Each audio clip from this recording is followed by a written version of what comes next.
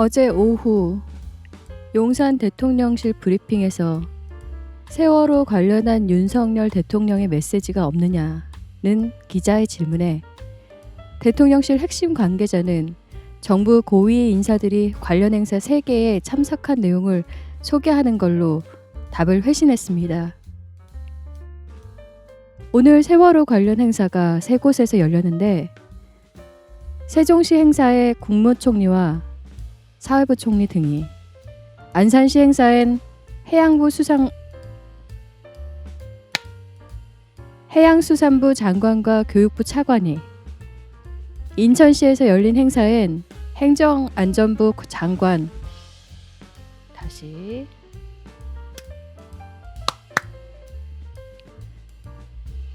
어제 오후 용산 대통령실 브리핑에서 세월호 관련한 윤석열 대통령의 메시지가 없느냐는 기자의 질문에 대통령실 핵심 관계자는 정부 고위 인사들이 관련 행사 3개에 참석한 내용을 소개하는 걸로 답을 대신했습니다.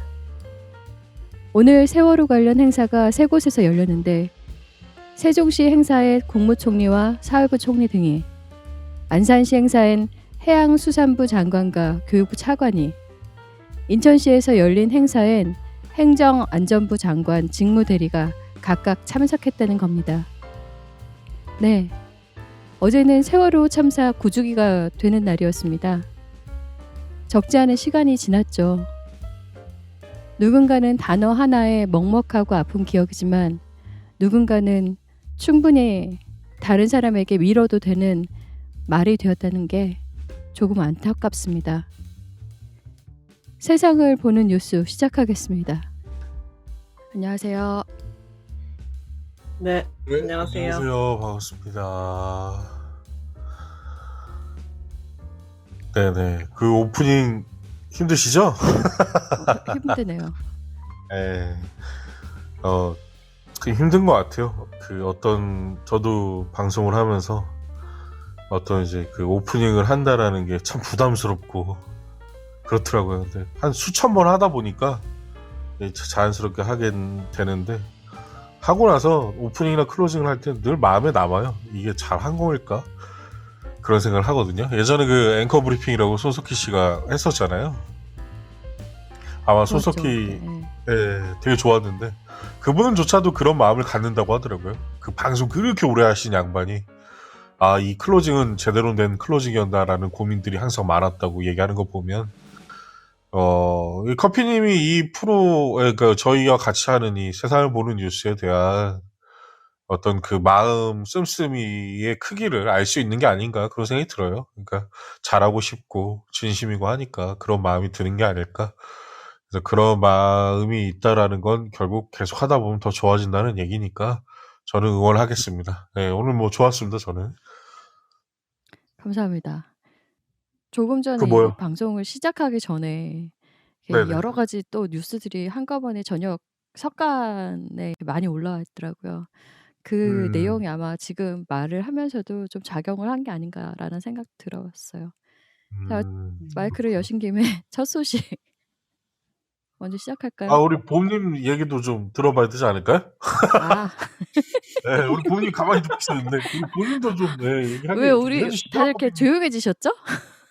저는 이제 캐릭터를 경청하는 캐릭터로 잡기로 했습니다. 3명밖에 말을 안 하는데 그거, 경청하는 캐릭터로 어, 하신다고요? 그거 제가 하면 안 될까요? 하는데 탐나는데? 네. 그 경청 좀 캐릭터. 이해하기 아니, 싫은 거 아닌가?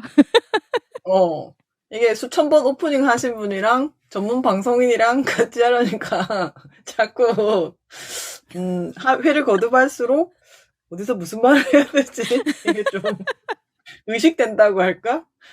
그래서 이 순서가 그 지난주에 커피님 바쁘셔가지고 해피키님을 2명 했잖아요. 네네. 그 둘이 하는데도 어디서 들어가야 될지를 모르겠는 거예요. 이게 전화 통화 같이 이런 거면 뭐 말을 하든 안 하든 끊으면 되는데 이걸 녹음을 한다 생각을 하니까 그렇죠. 좀 부담스럽더라고요. 저는 커피님 오프닝에 처음에 글을 받아봤을 때 네. 그래, 항상 이즈음이 되면 이 네, 날짜는 네. 잊혀지지가 않고 저는 작년도 올해도 비슷한 날짜여서 그 집에 없고 밖에 이제 있을 때였는데 작년에도 그 세월호 관련해서 여러 기사들도 있었고 그 추모 하면서 저희는 그때는 음이 있던 시기라 아침 방송에서 얘기했었죠. 네, 그것도 있고 음에서 이제 노래 듣고 그런 게 있었었거든요. 맞아요. 참 작년하고 올해 나의 생활도 많이 변했고 세상도 많이 변했을 텐데 그 한창 광화문 광장에 추모 천막을 철거를 하니 많이 그 배를 어떻게 하니 많이 그런 것들이 지난 9년 동안 저희에게는 그냥 기사의 한 페이지였지만 당사자들에게는 혹은 그렇죠. 그 인근 사시는 분들이나 참사 현장 다녀오신 분들한테는 아 여전히 현재 진행형이겠다.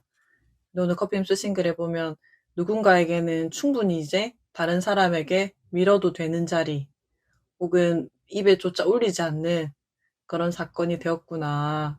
10년이면 강산이 변한다는데 저 조사 관련해서는 마무리가 되지 않았는데 벌써 이제 잊혀져 간다. 너무 잊혀졌다.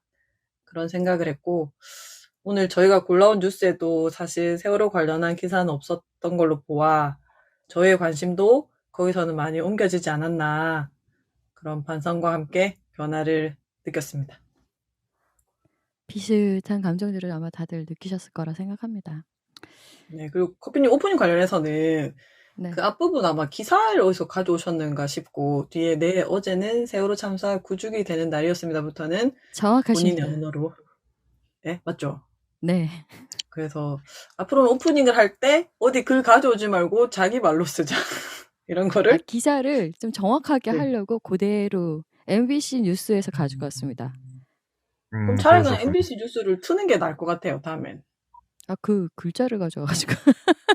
아니 오프닝을 하는 그 사람의 어떤 색깔이 드러나면 더 좋을 것 같아요. 그래서 커피님 오늘 그냥 어제 오후에 용산 대통령실 브리핑에서 세월호 관련된 말이 있었습니다. 기자들이 세월호 관련한 윤석열 대통령의 메시지가 없냐 이렇게 묻자 그냥 편하게 이렇게 하시면 될 것 같아요. 괜히 뭐라 그럴까요? 제 말대로 했다가 옮겨서 안 좋아지는 경우들을 봤잖아요. 왜냐면은 그 조사 하나하나 글자의 마무리가 뭐 어떻게 되느냐에 따라서 내용이 확 달라지는 거를 기사를 보면서 느끼겠더라고요. 기사들을 자꾸 이제 우리가 뉴스를 보면서. 그러다 보니까는 그냥 '고대로 가자.'라는 생각이 오늘은 들어서 가지고 와 봤습니다. 그런데 네. 쉽진 않네요. 네. 맞습니다. 자, 그럼 오늘 시작할까요? 자, 첫 번째 기사는 해피캣 님의 기사로 네. 제가 읽어 주시죠. 준비한 기사 한번 해보도록 하겠습니다. 박정호 기자, 중앙일보 수석 논설위원, 수석 논설위원입니다. 이분 이제 글을 하나 쓰셨는데, 제목이 박정호의 시시각각 공짜 동영상은 마약이다 라는 제목의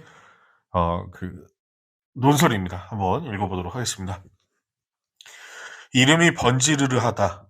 스튜디오 유니버설이다. 헐리우드 메이저 배급사인 유니버설 스튜디오로 착각할 수도 있겠다. 지난 14일 0시부터 서비스를 종료한 불법 온라인 스트리밍 사이트 누누TV를 운영하는 곳이다. 과대망상증 비슷하게 느껴진다. 서비스 종료 안내 문구는 한술 더 뜬다. 안타까운 소식을 전해드리게 되어 마음이 무겁습니다. 많은 사용자들께서 입으셨을 상실감을 저희가 감히 헤아릴 수 없지만 여러분 모두 하시는 일마다 두루 잘 되시길 기원하겠습니다. 깍듯해 보이지만 고양이 쥐생각하기와 다름없다. 도둑질로 돈을 벌면서 고객을 위로하는 척한다. 적반하장이다.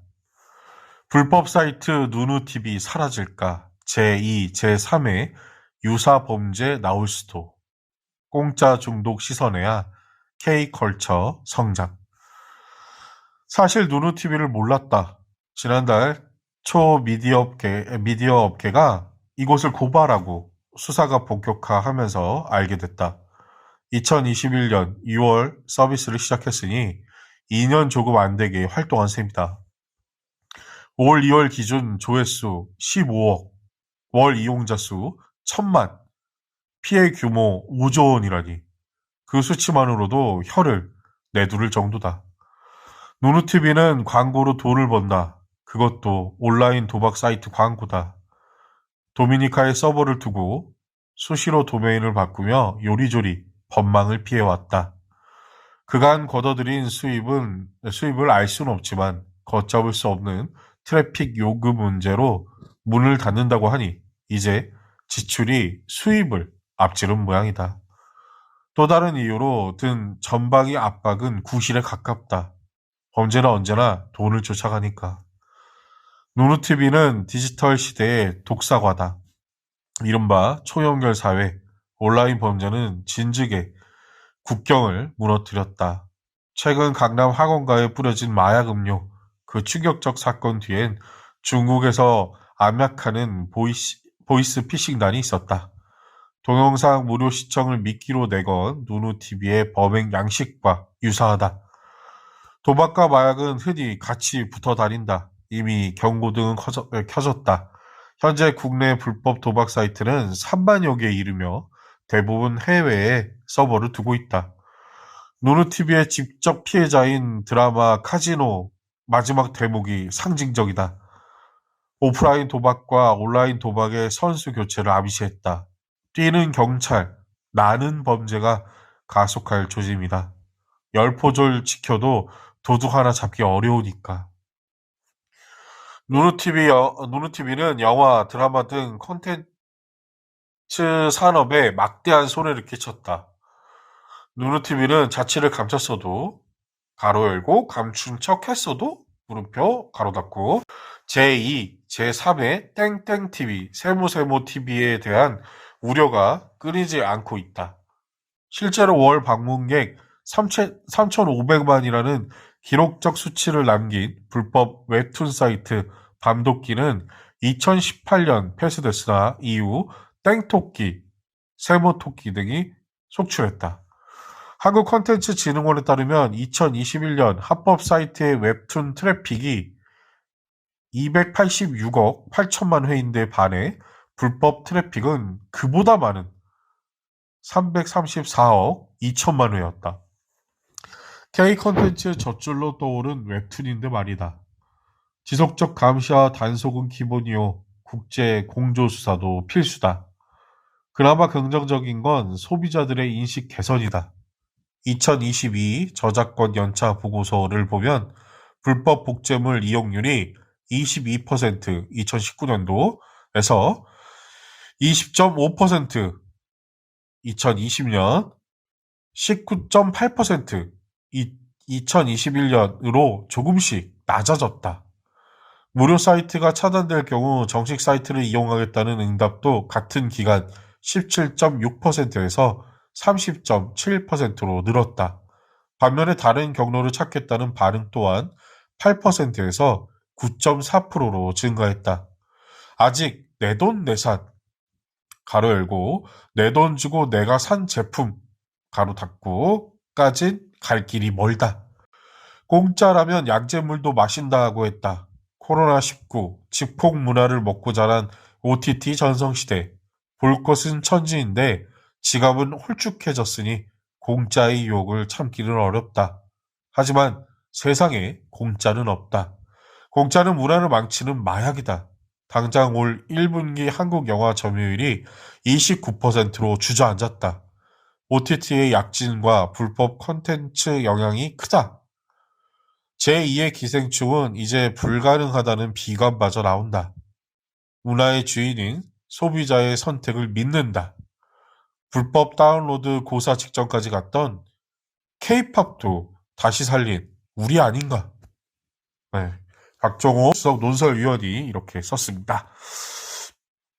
저는 이 기사를 읽고 그 누누TV를 저는 몰랐어요. 저는 이제 돈을 내고 다 보는 입장이었는데 그 누누TV를 알게 돼서 이제 누누TV에서 좀 몇 번 봤거든요. 잘 해놨더라고요.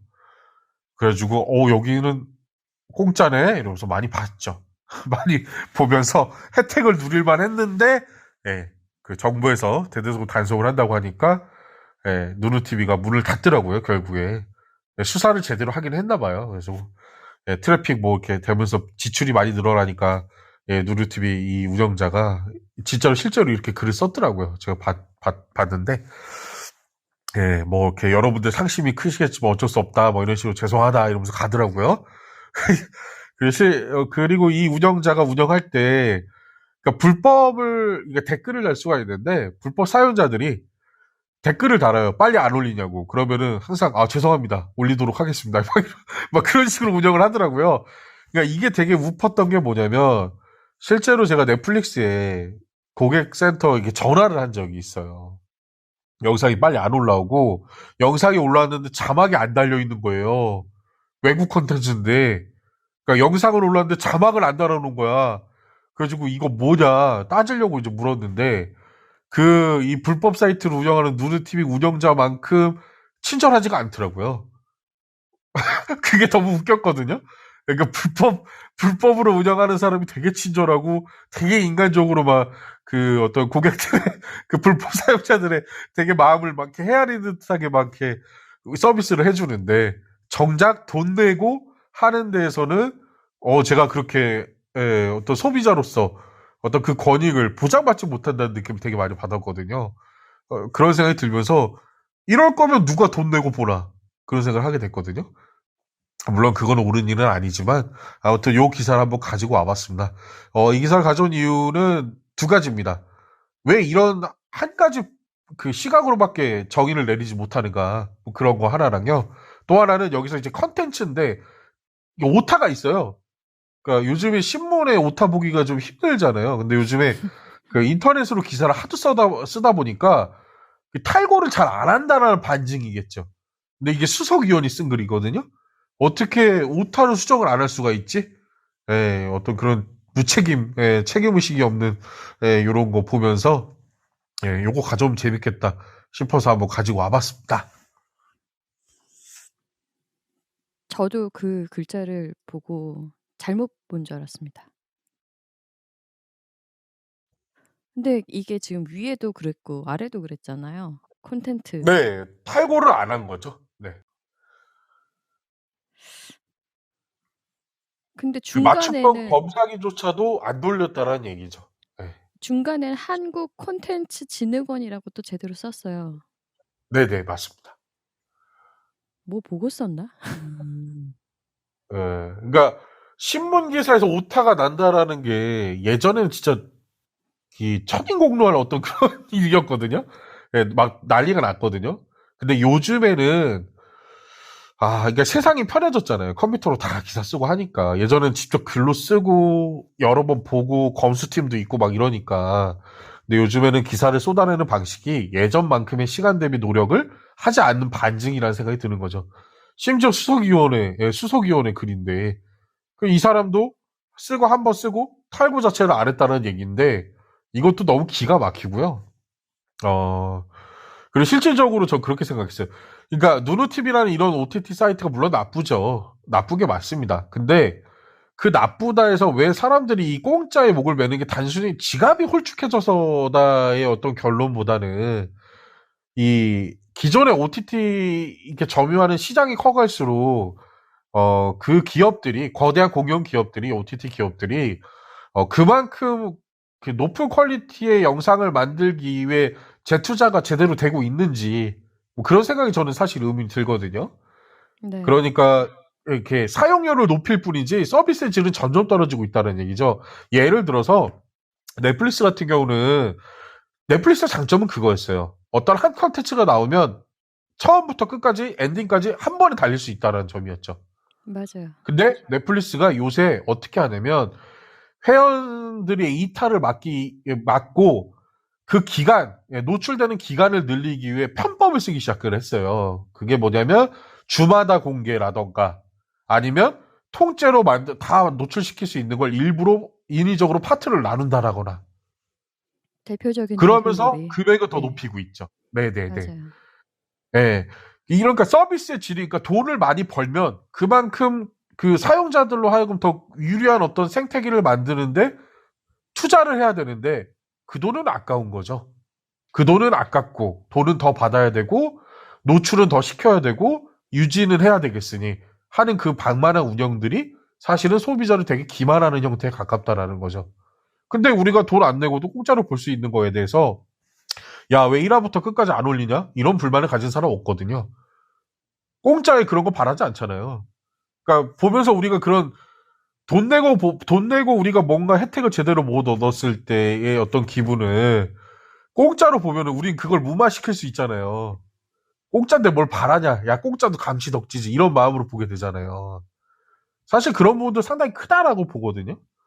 그러니까 이런 부분들에 대해서 전혀 얘기가 없고 그냥 지갑 사정이 그러니 공짜에 중독됐다라는 이 1차원적인 어떤 시야가 저는 너무 기업 친화적이라는 생각이 들어요. 그런 생각이 좀 들었거든요. 뭐 저만의 생각일 수도 있습니다.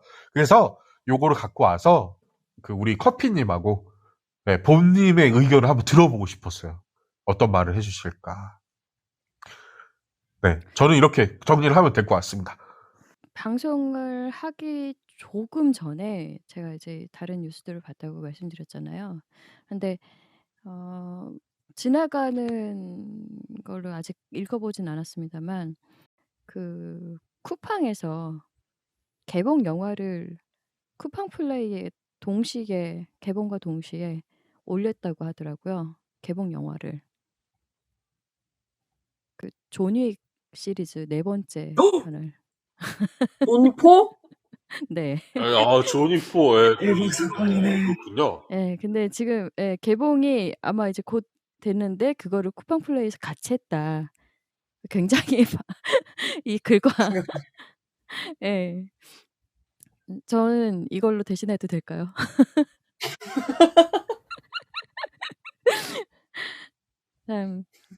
분명히 이제 앞으로 또 뭐를 누군가가 이제 대신한다는 거죠?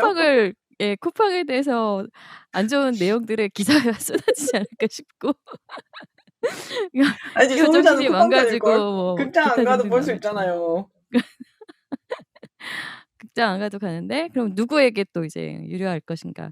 예전에 없던 시선이 이게 참 좋은 것 같습니다. 이 기사의 뒷배경은 어딘가. 왜 이런 기사를 썼는가. 그치. 더군다나 수석 논술위원이 왜 이런 기업 친화적인 기사를 썼을까. 네. 여기까지 하겠습니다. 신문사가 네. 저도 누누TV 가보셨어요? 그 옛날에 우리 응원 사이트 그런 거 기억났는데 저게 저는 여기서 뭐에 방점을 찍으신 건지 잘 모르겠더라고요. 불법 온라인 스트리밍 사이트 누누TV인데 이게 아마 되게 중요한 단어일 건데 온라인이 방점은 아닌 것 같고 불법이랑 스트리밍 메인스트리밍이 공짜로 본다. 대부분 이제 저 스트리밍은 유튜브든 뭐든 유료를 해야 되는데 그 스트리밍이 무료라는 것, 공짜라는 것, 그리고 그 공짜가 불법이냐 아니면 이 불법이 다른 뭐 해외 서버, 아까 그 마약, 보이스피싱 이런 거 같은 그런 불법이냐 되게 모호한 단어라고 생각했어요. 이 누누TV를 지칭하는 이분의 그 워딩이.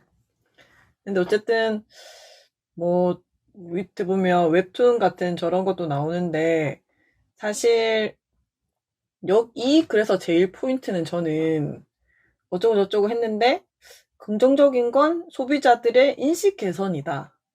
그럼 결국 저런 불법 사이트들이 횡행하고 있지만 그리고 심지어 저런 불법 웹툰 사이트 트래픽이 유료화 사이트보다 높지만 그럼에도 불구하고 2022년 저작권 연차 보고서에 따르면 불법 복제 이용률이 감소하고 있고 무료 사이트가 차단될 경우 정식 사이트를 이용하겠다는 응답도 조금 는 것. 그거를 되게 좋게 보시더라고요. 물론 그 컨텐츠를 소비하는 건 소비자긴 한데 그걸 어떻게 소비를 할 것이냐를 각 개인이 선택하는 범위는 상당히 제한적이라 보거든요. 근데 그거를 그 소비자의 인식 개선이나 소비자의 어떤 행동 그거에 자꾸만 이렇게 초점을 두시고 그 누누 TV 같은 저런 거를 어떻게 없애는 방향이나 좀 제도적인 이렇게 좀 수사를 하던가 그랬으면 좋겠는데 너무 이 개인을 그리고 나서 제일 마지막 문단은 공짜는 약재물도 마신다는 이런 요즘 시대에 저런 게 있을까? 이러실 분 그 옛날 말 케이팝도 하시면서 되살린대잖아요. 네 하시면서 공짜의 유혹을 참기가 어렵다 이런 말은 좀 이거랑 좀 약간 수준이 좀 떨어지는 그런 느낌이었고 근데 공짜가 문화를 망치는 마약 이게 아마 이 마약에 꽂히신 것 같아요. 그 마약 음료 같은 이런 것처럼 이게 호환 마마 이런 것처럼 마약을 쓰신 게 아닌가 이런 생각이 들었었고 그 기승전결이 있는데 옛날 갑자기 생각나네요. 결에 네. 네 1분기 영화 점유율이 29%로 주저앉았다를 그 공짜로 사람들이 불법으로 많이 봐서 한국 영화 점유율이 낮아진 것처럼 이렇게 쓰셨는데 사실 한국 영화 개봉 작년에 했던 거 저 거의 안 봤거든요. 그게 불법 사이트에서 그걸 볼 수 있어서 안 보러 간 게 아니에요. 똑같은 시간과 요즘 영화 보러 가면 한 장당 14,000원 뭐 2D, 3D 이러면 18,000원, 22,000원 이런데 그 돈 주고 그쵸. 그 영화 볼 바에야 엄청 화려하고 스트레스 풀리는 블록버스터 보겠다 이런 마음으로 한국 영화 안 봤거든요. 근데 음. 저거를 그 공짜 문화 망치는 마약 때문에 한국 영화 점유율이 주저앉았고 기생충 이제 안 된다. 이 마지막 문단이 정말 활용점정이었다 이렇게 봅니다. 근데 이분의 의견 중에 제가 공감하는 부분은 소비자의 인식이 중요하긴 하다. 그래 해야 옛날에 그 안성기 씨라던가 김혜수 씨, 김혜자 씨 이래가지고 영화 배우들이 저작권 보호를 위해서 많이 캠페인 하셨잖아요.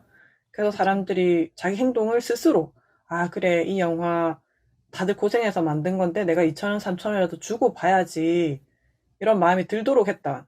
그거 상당히 효과적이었다 보는데 이런 식으로 공짜라면 양잿물도 마신다. 뭐 너무 소비자를 비하한 기사가 아닐까. 그 저는 와중에 해피캣님은 콘텐츠가 예. 네 신기업적인 기사를 보셨지만 저는 반소비자적인 소비자 비하 기사다 이렇게 느꼈거든요. 그랬습니다. 중간중간에 계속 그 문단마다 한 번씩 껴있는 콘텐츠가 되게 거슬리긴 하네요, 정말. 네. 네, 그 오타도 그렇고 그러니까 우리가 어떤 한 문제에 있어서 이게 왜 다양한 시각을 갖춰야 되느냐. 저는 이게 중요하다고 보거든요. 하나의 본인께서 그 지적해 주신 부분 저도 너무 좋은 것 같아요. 한국 영화가 망한 게 불법 때문이 아니다라는 걸 좀 알아야 된다라고 저도 생각을 하거든요. 그러니까 이 빈약한 논리가 이 논조가 이 기사로서 통해서 어떤 힘을 가지게 된다라는 게 전 되게 기가 막히고 코가 막히고 되게 코미디 같다라는 생각이 드는 거예요. 이게 왜 그러냐면 저는 스크린 쿼터제도 되게 역겨웠는데 왜 그러면 그 자유 경쟁 체제에서 모든 문화의 콘텐츠는 경쟁 체제에서도 이미 자본에 종속된 이상 그 경쟁력을 갖추려고 하려고 한다고 하면 어떤 것을 금지시키는 게 아니라 그냥 경쟁하게 냅두는 게 제일 좋다라고 보거든요. 어느 정도의 개입은 필요하겠죠. 근데 한국 영화를 안 보는 이유는 뭐냐면 블록버스터만큼의 그런 어떤 쾌감을 주지 못하기 때문이거든요. 근데 자, 그럼 스크린 쿼터제를 했어요. 이미 했죠. 하고 나서 지켜줬어요. 지켜주고 나서 소비자인 우리가 영화를 소비할 때 어떤가요? 양질의 한국 영화를 보게 되나요? 아니잖아요. CJ가 독점을 해서 CGV에서 그 시간대 맞는 영화를 대부분 선택을 한다고요. 그 소비자들 분석을 했겠죠. 영화는 그 어떻게 선택되면서 어떻게 소비되는 그게 많은가라는 분석을 철저하게 했겠죠. 그러니까 철저히 분석된 시장 안에서 그 CJ가 한 게 뭐냐면 그냥 한국 영화 그냥 자기가 투자해가지고 돈 많이 투자하고 흥행을 시켜야 되니까 그쵸? 손익분기점은 넘겨야 되니까 많은 간수에 그 영화만 다 때려박는 거예요 시간대를. 그러면 우리는 영화나 맞아요. 볼까 하고 데이트 문화로 이제 대부분 소비하니까 시간대 맞는 거 보는데 1관부터 7관까지 그냥 한 영화 다 하고 있어. 그럼 그 영화는 우리는 선택을 한 걸까요? 강요를 당한 걸까요? 그러니까 스크린 쿼터제로 해줘서 한국 영화 시장을 보호를 해줬더니 영화의 질을 올리는 게 아니라 그런 식의 마케팅으로 우리에게 선택을 강요시키는 그런 시장을 만들어 놔놓고 이렇게 놔놓고 얘기하니까 노무현 대통령의 어떤 화법이긴 한데, 이렇게 해놓고, 예. 지금 보면은, 한국 영화는 그렇잖아요. 뭐, 기생충이 저는 한국 영화의 성공이라고 전 보지 않거든요. 그냥 봉준호의 성공이라고 보지. 거기도 또 역겨운 어떤 K가 붙어 있다고 저는 보는데, 그러니까 스크린 쿼터 해줘서 뭐 컨텐츠 질 나아진 거 있나요? 예. 우리 선택을 강요당하는 시장 속에서 이 영화를 소비해야 되는 소비자가 돼버렸는데요. 그러니까요. 이런 모순들이 있다라는 거잖아요. OTT가 이제 불법적인 것을 아까 전 그 넷플릭스의 어떤 서비스의 질이 점점 떨어지고 있고, 사실 OTT 서비스의 질들이 다 지금 떨어지고 있어요. 근데 가격은 올리고 있는 시국이거든요, 지금. 실제로. 뭐 디즈니 같은 경우야, 디즈니도 사실상 초반에 많은 회원들을 유치했지만 그 작품성이 마블이라는 캐릭터가 뭐 그 PC나 여러 가지 어떤 사상으로 찌들어가지고 재밌게 우리가 볼 수 없는 오락 영화를 만들어놔서 지금 이용자들이 많이 이탈하고 있잖아요. 그러니까 나는 돈 내고 주고 그걸 보고 싶지 않을 정도의 퀄을 만들어 놓는다라는 측면일 수 있거든요. 물론 그렇다 하여 불법으로 소비하는 걸 좋게 말할 수는 없겠지만 그래도 한 가지 이유만 있진 않다라는 거죠. 그러니까 그런 측면으로서 좀 바라보면서 기업에게도 그 정도의 퀄리티를 보장하라. 너희들이 돈을 올릴 만큼 그 정도의 퀄리티를 보장하는 서비스를 제공하라. 이런 것들이 어떤 소비자의 권익을 위해서 뭐 법이 제정돼 뭐 제율돼야 된다는 말은 없고 그냥 불법만 때려잡고 아까 전에 봄님 말씀하신 것처럼 소비하는 사람들의 성숙에 기대는 성숙에 기대는 이런 방식 이건 아주 너무나도 손쉬운 방식이죠. 손 씻고도 엄청 무책임한. 결국에 결국에는 죄인이랑 다 낙인을 니들 찍은 것밖에 안 잘못인 되고. 거야라고서 그냥 단정지어서 넘어갈 것 그렇죠, 그렇죠. 같은. 너희들이 성숙하지 않으니까 그런 소비를 하는 놈들이야라고 얘기를 하잖아요. 실질적으로 MP3가 음반 시장을 망쳤다라는 얘기는 진짜 말도 안 되는 얘기거든요. 그러니까 이렇게 생각해 볼 수도 있어요. 평소에 노래를 듣지 않는 사람이야. 노래에 대해 소비를 잘 안 하는 사람이 왜? 돈 주고 사야 되고 비싸니까. 근데 그런 MP3의 파일이 좀 상용화가 되면서 이 음악도 듣게 되고 저 음악도 듣게 돼서 음반 시장에 대해서 어떤 투자력을 가지는 소비자가 되는 경우가 상당수거든요. OTT도 마찬가지예요. 그렇게 따지면 나는 그런 거 안 봐. 돈 내고 그런 거 복잡하고 그냥 TV나 공중파나 보는 사람인데 어쩌다 그렇게 공짜로 보게 됐어요. 그렇게 보게 되면서 OTT 그런 작품들을 내가 소비하는 사람이 됐어. 그래서 이 작품 너무 좋네. 그래서 소비하는 사람이 있을 수 있다고 하면 불법이 이렇게 불법으로 본다라는 것이 무조건 해악으로 간다라는 결과론에는 도달할 수 없다는 얘기죠. 실제로 우리 대한민국 음반 시장은 스트리밍 서비스 그러니까 그 물결 속에 있었을 뿐이에요. 예전에 우리 다 불법 저질렀어요. 라디오에서 나오면 테이프로 녹음해서 노래 들었다고요. 그 테이프도 돌려서 같이 들었단 말이에요. 그렇잖아요. 그리고. 그게 MP3로 바뀌었을 뿐이지 그 존재 자체가 음반 시장을 망친 게 아니에요. 음반 시장이 나아가려는 그 발전에 대한 투자가 없었다라는 거죠. MP3가 나오면 이런 방식으로 돈을 벌 수 있겠다는 시장의 개척? 그런 어떤 활로를 뚫은 게 아니라 소비자들을 욕했다고요. 그렇게 소비하는 거를 욕했다고. 근데 미국의 음반 시장은 그렇지가 않거든요. 뭐라고 얘기하냐면 대부분 마이클 잭슨이나 그 노엘 갤러거나 오아시스의 노엘 갤러거나 뭐라고 했냐면 그렇게 해서 들어준다. 야, 그렇게 해서도 안 들어주는 게 더 위험한 거 아니야? 그렇게 해서라도 소비해주고 그렇게 소비해서 내 앨범을 사주는 사람이 고마워하는 거 아니냐? 라고 얘기를 하거든요. 근데 우리나라에서는 가수들이 다 뭐라고 했냐면 다 죄인을 만들었다고요. MP3를 활용해서 노래를 듣는 사람들을. 근데 실질적으로 스트리밍 서비스가 넘어오면서 우리는 이제 스트리밍 많이 구독을 하잖아요. 근데 사실 앨범의 퀄리티가 예전보다 좋다라는 말은 전 사실 못하겠어요.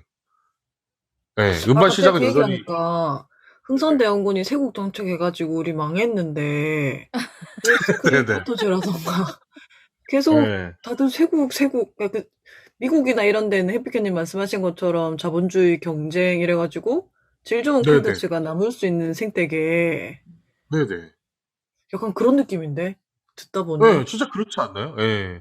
그러니까 이게 한 가지 썰만 놓고 보면 진짜 극히나 우리의 잘못처럼 보인다라는 거예요. 야, 불법을 안 해야지. 소비자의 잘못인 것처럼. 그렇죠. 그러니까 저는 이게 되게 그래서 기업 친화적이라고 보는 거예요. 이게 중앙일보 논설도 이거 넷플릭스나 애들 뭐 광고해야 되는데 눈치 보나? 뭐 이런 식으로 느끼는 저의 비약일 수 있겠지만 저는 그런 생각이 드는 거죠. 이건 소비자의 어떤 성숙의 태도를 요구하는 게 아니라 왜 시장에서 그런 불법이 성행할 수밖에 없는지, 예, 소비자가 왜 그런 그것들이 왜 그렇게, 선택을 하는지를 밝혀야죠. 예, 그런 것에 대한 어떤 다가가면은 어떤 접근을 통해서 사람을 봐야지. 예, 그래야 달라질 수 있죠. 그 넷플릭스가 예전처럼만 운영되면 저는 불만 없겠어요. 근데 이제 그렇지 않죠. 아까 전에도 말씀드렸다시피, 예, 매주 그 공개. 한 파트에 다 공개할 수 있는 거 쪼개고, 그쵸? 예, 구독자 오래 남게 하려고 일부러 그, 몇 달 뒤에 공개하고, 예. 그 작년에 그러니까요. 스파이 패밀리보다 짜증나서 그렇게 말씀하시는 겁니까? 아, 그것도 짜증나고요. 많이 짜증이 나는데, 예, 그러니까 내가 원래 인간의 효율의 소비를 되게 추구한다면 가성비를 따지는 존재예요. 근데 그랬잖아요. 제가 말했잖아요. 누르TV 운영자는 불법으로 운영하지만 그 사용자들이 농담으로라도 막 불만을 표기하면 진심으로 들어주는 척을 했다고요. 예, 읍소. 불법인데, 예, 걔가 그럴 의무도 없는데, 근데 나는 돈 내고 넷플릭스도, 아니, 영상 콘텐츠 올리는데 어떻게 자막을 안 올립니까? 일을 왜 이렇게 하세요? 이렇게 전화를 했더니 거기서, 아, 그거는 무슨 제가 그래서 그 사후 보고 어떻게 처리되는지 저한테 뭐 메일 보내주시라 그러니까, 아니, 전달을 해드리는데 그런 건 없습니다. 이러더라고요. 그럼 나는 내 책임이 의견이 없다. 접수가 되고, 예, 반영이 됐다라는 걸 어떻게 알죠? 이러니까, 어떻게 그런 건 해결되는지 모르는 없습니다. 거지. 예, 앵무새처럼 그 말만 반복하고 있더라니까요. 분명히 전화기로 나하고 통화하고 있는 사람은 사람인데, 앵무새더라니까요. 그 아, 매뉴얼대로만 그래. 하니까. 예. 그래서 저는, 아, 이럴 거면 나도 그냥 누누TV 보는 게 낫겠는걸? 그런 생각이 드는 거죠. 예. 아무튼 뭐, 그러나 그렇습니다. 누누TV 사이트를 알 수가 없다. 예, 누누TV 사이트가 한 번도 안 닫혔다. 가봐서 잘 모르겠는데 네네. 두 분의 이야기를 들으니까는 그간에 이제 뭐 CGV 말씀도 하셨고 그리고 또 그전에 이제 MP3 윈앰프에서 MP3 뭐 이렇게 테이프 어 확실히 그 기업을 대신해서 뭔가 정책들이 많이 달라지는 것 같은데 그 아까 해피캣 님이 말씀하신 것 중에 사람을 안 본다는 말씀을 하셨잖아요. 음. 예, 정확하게 그 말이 맞는 것 같아요. 무엇을 원하는지를 알면은 그러니까 사람을 보게 되면은 그게 거기서 열리는 것들이 또 많이 있는데 그걸 모르고 이제 그 앞에 것들만 보는 것 같습니다, 기업들에서도. 그 생각들이 많이 나더라고요. 그러니까 몇몇 이 말이 여러분들한테 있었더니. 공감이 될지 모르겠는데, 전 그 말을 하고 싶어요. 시장은 도덕성을 요구하지 않는데, 소비자에게는 왜 과도한 맞아요. 도덕성을 요구하는지 모르겠어요. 그러니까 시장의 어떤 공정성이나 도덕성을 요구하지 않으면서 왜 소비자들에겐 그것을 요구하는가가 전 어이가 없어요. 음. 예, 잘못된 것 같아요. 예. 그러니까 말하는 시장은 기업이라는 거죠.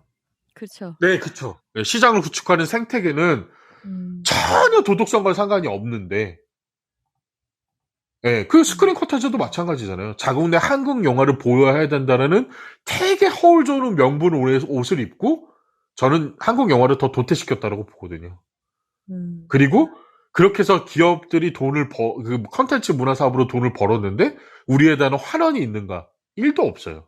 코로나 돼가지고 극장으로 올랐죠. 올랐죠? 예, 예. 올랐죠. 근데 서비스는 뭐 모르겠어요. 한국 영화의 질은?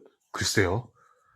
기생충의 성공이 한국의 성공이라고 말하는 이 프레임에 갇혀있다라는 게 저는 너무 안타까울 뿐이에요. 왜냐면 벌새라는 좋은 영화가 있었어요.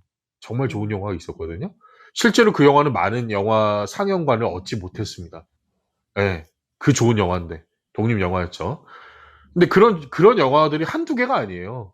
근데 그런 영화들에 대한 투자를 얼만큼 하는지는 저는 사실 모르겠어요. 그러니까 그러면 그 시장은 공정한 거냐고요. 그렇지 않잖아요. 그런 영화들은 관수도 제대로 안 때려주는데 자기네들이 투자한 오락 영화에는 그냥 1권부터 8권까지 그냥 다 때려박는데 제대로 된 경쟁 자체를 못하게 하는 영세한 그 영화를 만드는 사랑하는 사람들은 노출조차도 제대로 못하고 있는 이 시국에 소비자들의 소비의 어떤 패턴에 대해서 너희는 도덕성을 갖춰라. 이게 너무 웃긴 거죠. 시장 자체가 그런데 우리에게 어떤 성숙된 태도를 요구한다? 글쎄요. 그 네, 얼핏 저는 동의할 수 그 없습니다. 사건도 생각이 나네요. CGV에서 왜 자기네에서 판매하는 간식만 가지고 극장 안에 들어가 있었던 적이 있었죠. 네. 지금도 뭐 그럴걸요? 외부 음식 금지인데 지금은 좀 바뀌었어요. 사 먹는 건 뭐 상관없잖아요. 예, 지금은 좀 네. 바뀌었는데 한때 이제 그거 가지고서 말이 너무 많고 하니까 네네. 막는다 그래서 또 막아지지도 않고 그거 뭐 일일이 검사할 것도 아니고 네. 이렇게 보여지는 것들로만 그렇게 하니까는 그 누가 그때 그런 말을 썼던 것 같아요, 댓글에. 음. 그러면은 그 영화관을 쇼핑 음. 상가 푸드코트 앞에다가 같이 만들지 말지. 아. 예. 일리 음. 있죠, 어떻게 보면. 굉장히 너무 단순한 그러네. 거죠. 네. 자, 아 다음 넘어갈까요, 그러면 이제? 네. 제 기사만 너무 길었던 것 같아요. 여러분 생각이 너무 듣고 싶어서 그랬는데 네 넘어가셔도 될 것 같습니다. 그럼 이제 봄님? 제가 할까요? 네.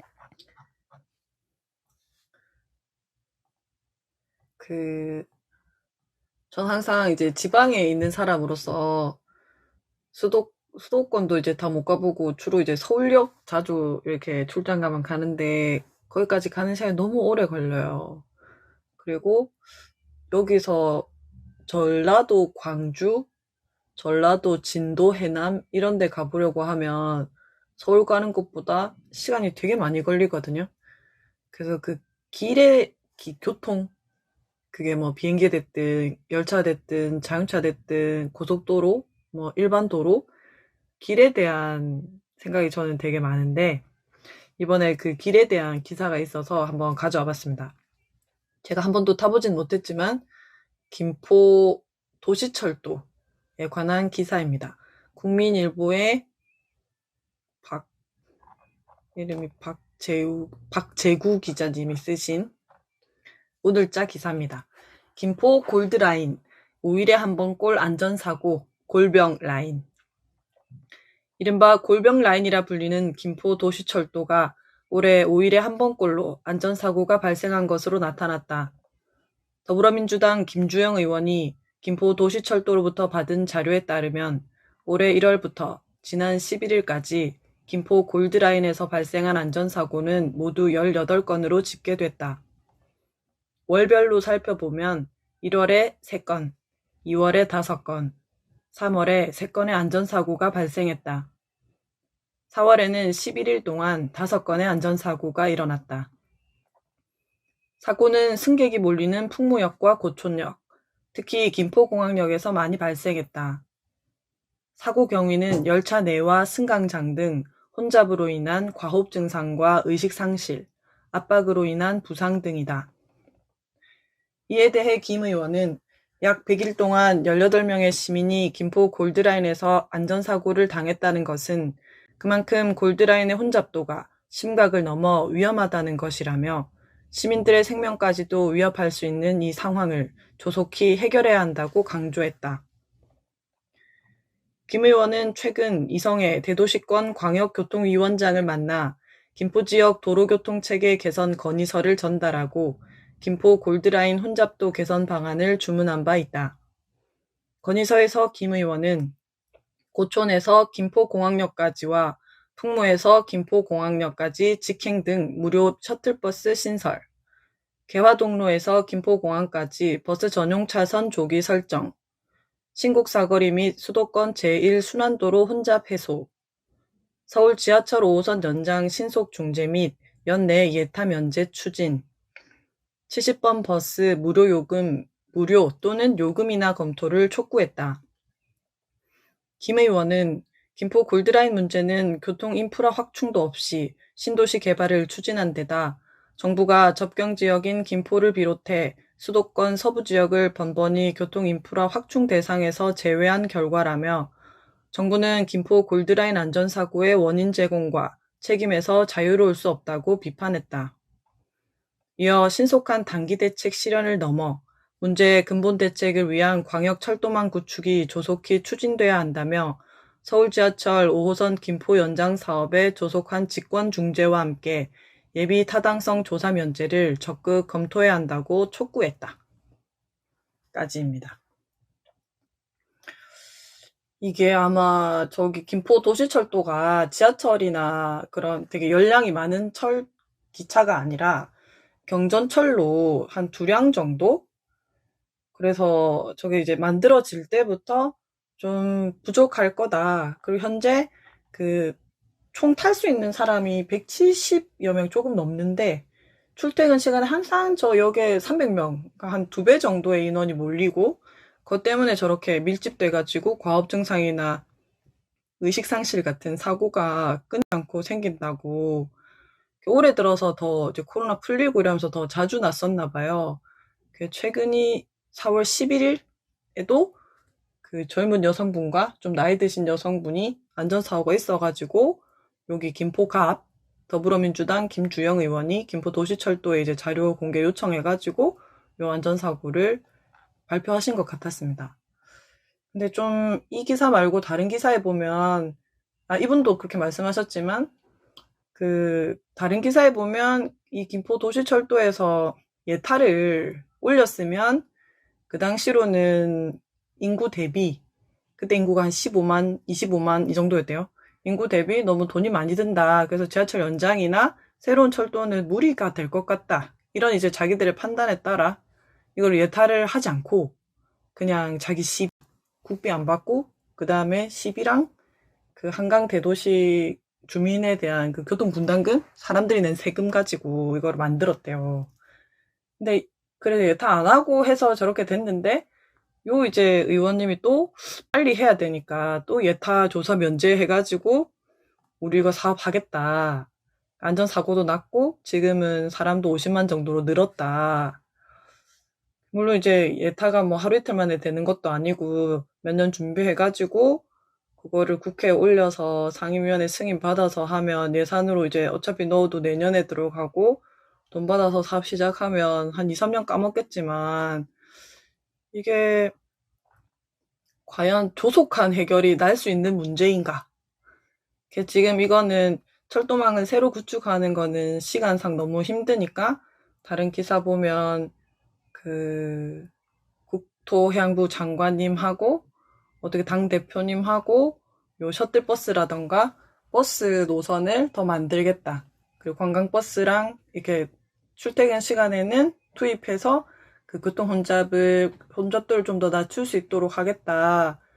그런 식으로 이제 막 해결책을 찾으려고 요즘 액션을 좀 하시는 것 같던데 이게 길이라는 게 한번 나면 사람들이 계속 그 길로 다니게 되고 차선을 넓히거나 새로운 길을 만들기 쉽지 않은데 이것도 제가 궁금해서 찾아보니까 이 김포도시철도 저 2량짜리 꼬마 열차라고 표현이 되던데 그걸 하기 위해서 되게 한 2000년대 초반부터 한 10년 정도를 행정기관 및 국회 주민들 해서 많이 고민하셨더라고요. 어떻게 될 건지.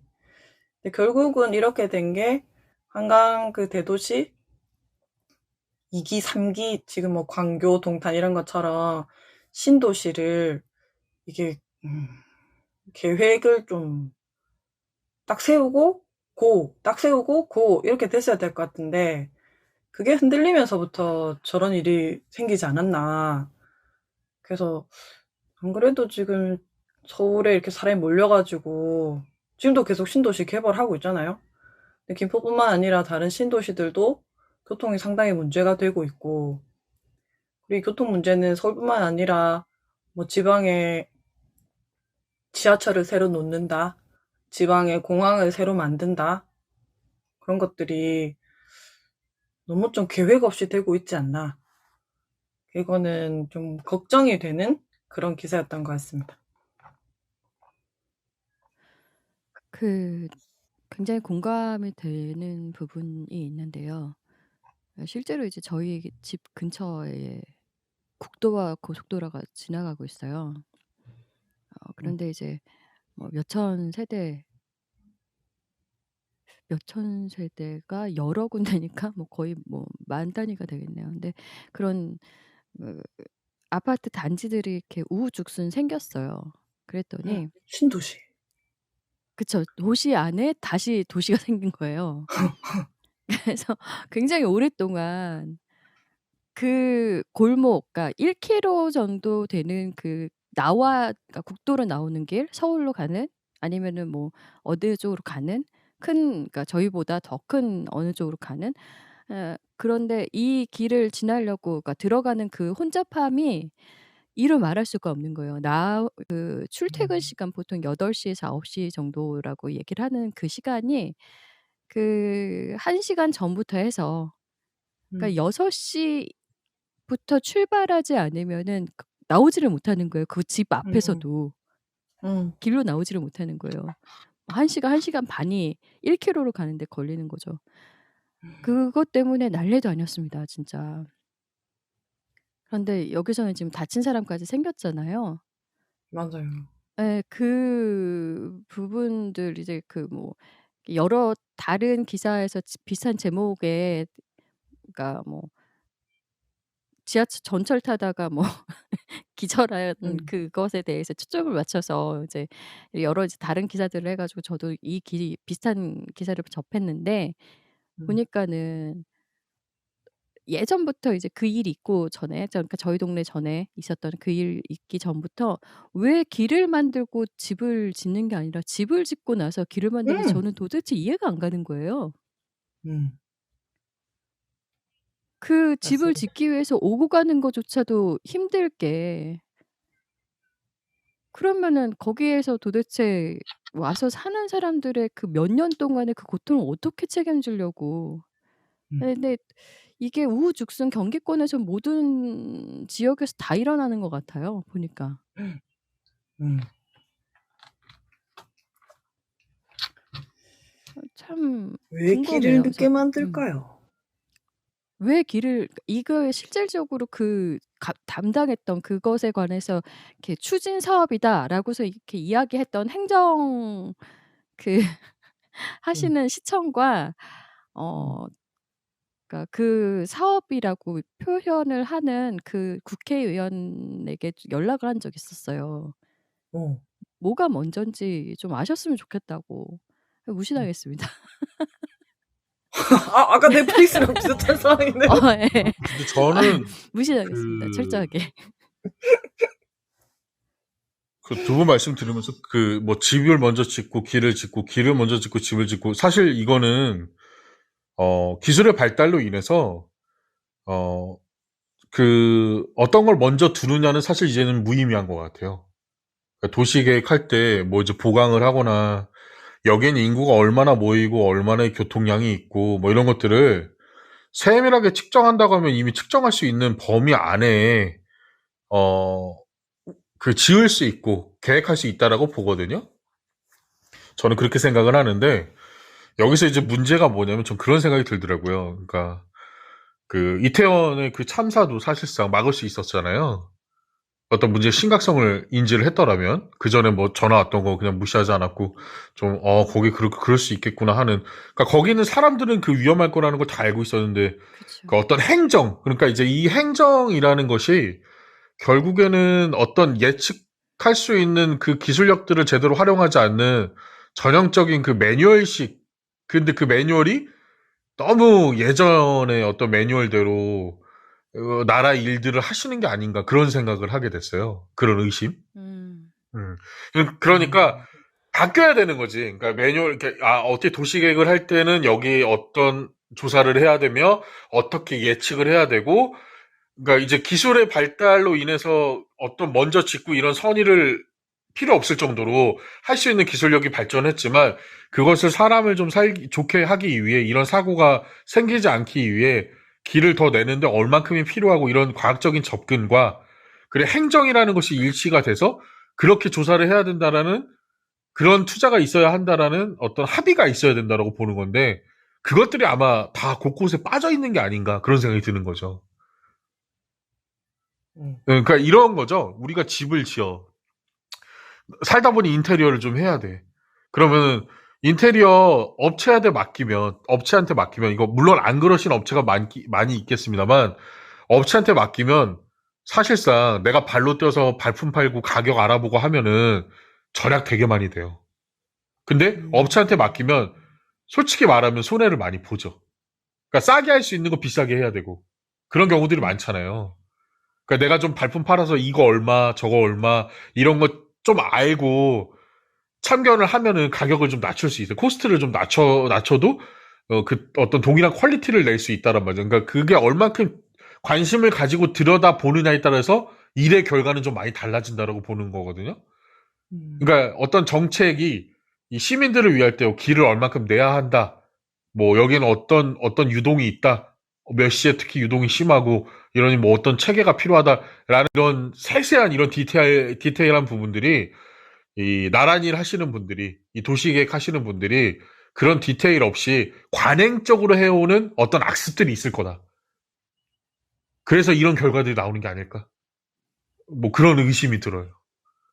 네, 저는 그런 생각이 들었어요. 그 말도 안 되는 상상을 좀 해봤는데요. 행정을 담당하는, 그러니까 정책을 담당하는, 지역 행정을 담당하는 그분들께 적어도 무언가 사업을 한다고 하면은 심시티를 좀 해보고 하라고 이야기하고 싶어요. 왜냐면은 그것만큼 현실적으로 모든 그 문제가 보이고 계획이 세워질 수 있는 게 없는 것 같은데, 좀 해보고 뭐가 문제가 될지 상상이라도 좀 이렇게 추가하라고. 그 그러니까 상상력이 이게 부족한 것 같아요. 그 상상력 그 상상력 부족은 되게 좀 너무 그 두 분이 우리나라 공무원의 수준이나 이런 거를 또 너무 매도하시는 것 같아서 제가 다른 기사를 좀 소개해 드리자면 아, 네네. 거기에 그 어떤 그 도시 계획하는 그런 교수님 같은 분 있잖아요. 그런 분의 인터뷰가 있어요. 거기 보면 김포 골드라인이 계획될 때 김포시의 인구수는 25만 명 수준이었으나 한강 신도시 개발 등에 따라 50만 정도로 늘어날 예정이 돼 있었대요. 그럼 50만 도시에는 경전철이나 중전철, 그러니까 좀 더 크게 했어야 했는데 김포시 입장에서는 이게 예타 통과가 안 될 거다. 왜냐하면 지금 현재 25만이고 몇 년이 지나야 50만이 되니까 국회를 통과하려면 예타는 안 될 것 같고, 그래서 자체 예산으로 무리하게 사업을 추진하다 보니 결국 사업비가 부족해져서 이게 50만 수준에는 이렇게 못했다. 하면 안 된다고 전문가 조언이 있었지만 아, 공무원 입장에서는 이 돈 가지고 그럼 아무것도 안 할 수는 없고 해서 만들어진 게 가장 작은 크기 2량짜리 미니 승강장 꼬마 열차 되겠다. 그런 이게 기사가 그러니까 있거든요. 관련된 사람들의 말을 안 들어요, 결정하는 맞아요. 사람들이. 그게 문제라는 거예요. 그래서 저희가 말하는 그 행정 관련된 사람들을 얘기하는 거는 총책임자를 말하는 거예요. 그 시장, 맞아. 자기 임기 내에 네, 저 꼬마라도 무언가를 보여주기 위hen 그렇지. 꼬마라도 지금 이제 착공을 해야 되는 삽이라도 푸고 아니 근데 그 한 동이라도 삽이라도 지어야 푸고. 되는 게. 네네 그 봄님 말씀이 너무 슬프지 않아요? 이거라도 해야겠으니. 아니 저는 나란 일이라는 것이 말이죠. 예. 야 이거는 해야지. 아, 내가 예, 시장님을 이게- 너무 매도했네. 죄송합니다. 그러니까 예, 요게 저는 아. 너무 속상한데요. 예. 한 국민으로서 나란 일이라는 게 야, 돈 이거 남은데 그래도 안 할 수는 없잖아. 하자. 이거라도. 예. 아니, 돈이 모르겠습니다. 원래 예, 땅 돈이 원래 한 땅 1,000만 걷는 원짜리 것을 들어가지고 떠나서 해야 이제 되는데 지금 네. 예타는 안 되고 이거 이제 시기가 이미 늦었고 아파트는 이미 다 들어왔고 사람들이 막 민원이 폭주하고 이러니까 지금 100만 원 정도밖에 없는데 하기는 해야 되잖아. 이러면서 한 느낌인 거예요. 그러니까요. 이거를 그러면은 자 봐봐요. 누굴 욕해야 되는 거야? 누굴 욕해야 되는 거야 이거? 그래서 저는 그게 무슨 생각이냐면 저희 김포시기 때문에 서울시가 지금 지하철 연장도 안 하고 저런 식으로 했거든요. 근데 이번에 안전사고 나니까 국토해양부 장관이 나서가지고 김포시에 가가지고 이걸 해결을 하는 액션을 취한단 말이에요. 아주 정치적이거든요. 그죠. 이게 예전에는 그 김포시 좀 무시했다가 저렇게 이제 이태원 이후에 안전사고에 대한 이슈가 뜨니까 나라에서 나서잖아요. 그러니까 진작에 김포시의 인구수가 그 정도로 이제 커질 거가 예견이 됐었다면 미리부터 서울시나 그 중앙부처에서 이거는 지방에만 맡길 게 아니라 자기들이, 그러니까 지자체에 맡길 게 아니라 자기들이 해야 하지 않았나. 저는 욕을 해야 된다면 정부를 욕해야 된다. 미리 예견을 다 행정부가 문제죠. 했는데 전문가들이. 여기 아마 그랬을 거예요. 이게 제가 자꾸 상상을 얘기를 하는데 승객이 몰리고 과호흡이 증상이 났어. 압박, 그러니까. 부상. 맞아. 그 단어를 그래. 듣는 순간 이태원 사건이 아마 훅 떠올랐을 네. 거예요. 맞아요. 그러고 나니까 이제 '아차.' 싶어서 '빨리 어떻게 좀 수습해 봐. 야 이거 큰일 났다.' 사건이 응. 이번에서 끝나지 않을 게 너무 선명하게 보이는 거죠. 맞아. 나름의 수습이라고 해서 이제 뭐 촉구 지금 촉구가 몇 번이 나왔는지 모르겠어요, 기사 내에도. 근데 음. 촉구한다고 해서 얘기를 했는데 늦었어요 좀. 늦은 감이 있죠. 그러니까 맞습니다. 이런 행정이 결국 진짜. 사람을 죽게 한다라는 결론에 맞아. 도달한다라는 게 기가 막히고 코가 막히는 거잖아요.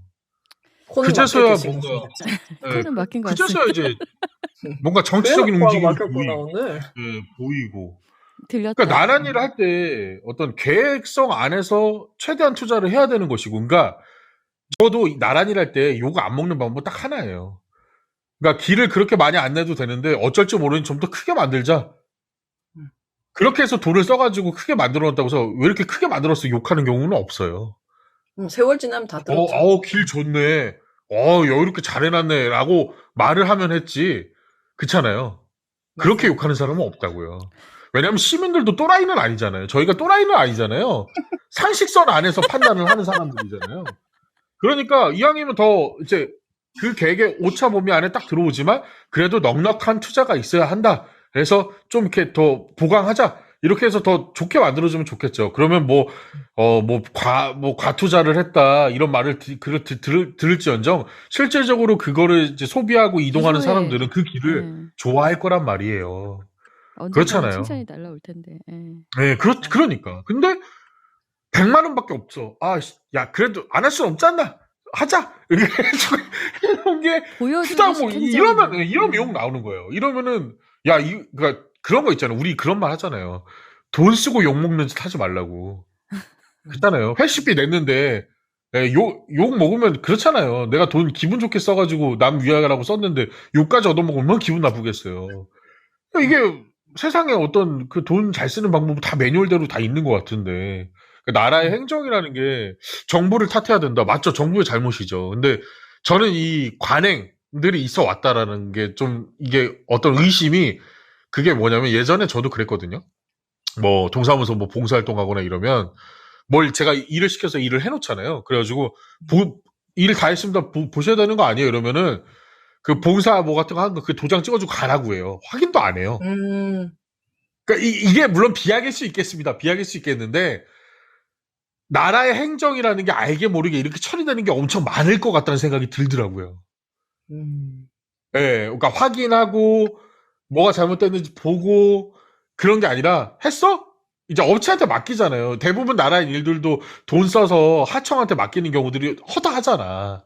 맞아요. 그러니까 제대로 확인 안 하고 싸게 먹히는데 그냥 쓰고 예, 이런 식으로 하니까 제대로 계획대로 제대로 안 만들고 나중 돼서 100만 원밖에 없는데 막 이런 돈은 세고 예, 막 이렇게 거쳐 하면서 돈은 세고 예, 관리 감독은 안 하고 예, 한번 이게 저질러 저어가지고 사람 죽고 나서 어이구 이거 수습해야 되겠는데 정치적 움직임 보이다가 그치. 그러니까 저는 저희 오프닝이 세월호였잖아요. 세월호 사건이 일어난 지 얼마나 됐다고 이태원에서 사람들의 압살을 당하는 이런 일을 대한민국 겪어야 되는 건지 전 모르겠거든요. 그러니까 예전에 삼풍 무너지고 성수대교 무너지고 달라진 게 뭐가 있냐는 거예요. 그 관행들 이게 저는 책임의 부재도 있고 이 시스템이 잘못됐어. 이 어떤 나란 일을 하는 어떤 시스템이 되게 막 이런 거 있잖아요. 뭐 업체도 공동한 어떤 경쟁을 통해서 뽑는 게 아니야. 그러니까 내가 아는 사람, 나 돈 많이 남겨줄 사람, 그렇잖아요. 예, 그런 부패들이 대통령 한두 개가 관저도 아닐 거라는 생각이 드는 거죠. 예. 진짜 그것들을 얘는 잃은 가이드라인은 예. 우리 그 윤석열 후보도 이거를 탄 사진이 있었고 이낙연 씨도 그거 이제 그 경전철 이렇게 손잡이 잡고 막 수행원들이랑 탄 그런 기사가 이전 사진들이 되게 많이 이렇게 올려주셨더라고요. 네. 이게 2019년 개통된 뒤로 항상 그 총선이나 표가 있을 때에는 저희가 이슈가 됐던 곳이었던 것 같더라고요. 근데 이번에 저런 이제 안전사고가 갑자기 몰려서 나면서 또 이제 정치적인 이런 시선이 가면서 조속히 이게 돼야 되니까 예타를 또 면제를 해야 된다 이러니까 예타 면제해서 이래야 되는데 또 예타 면제하자고 황당하다 그런 느낌이 많았습니다. 그 행정 이렇게 보시는 그분들이 조금 이렇게 이런 표현 써도 될지 모르겠는데 헛짓이라고 생각이 드는 것 중에 하나가 최근에 제가 또 이렇게 접한 어떤 일이 있었는데 그 송파구의 일이에요. 송파구에 이제 가락동에 비석이 하나가 세워졌어요. 3월 달에. 근데 비석에 시가 쓰여져 있는데 그게 누구의 시인지 한번 생각해 보실래요?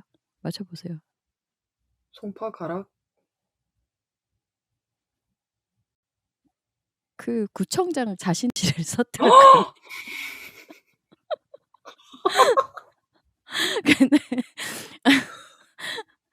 근데 이게 그 추경 때 3억 원 편성해 가지고 비석을 하나 낸 거예요.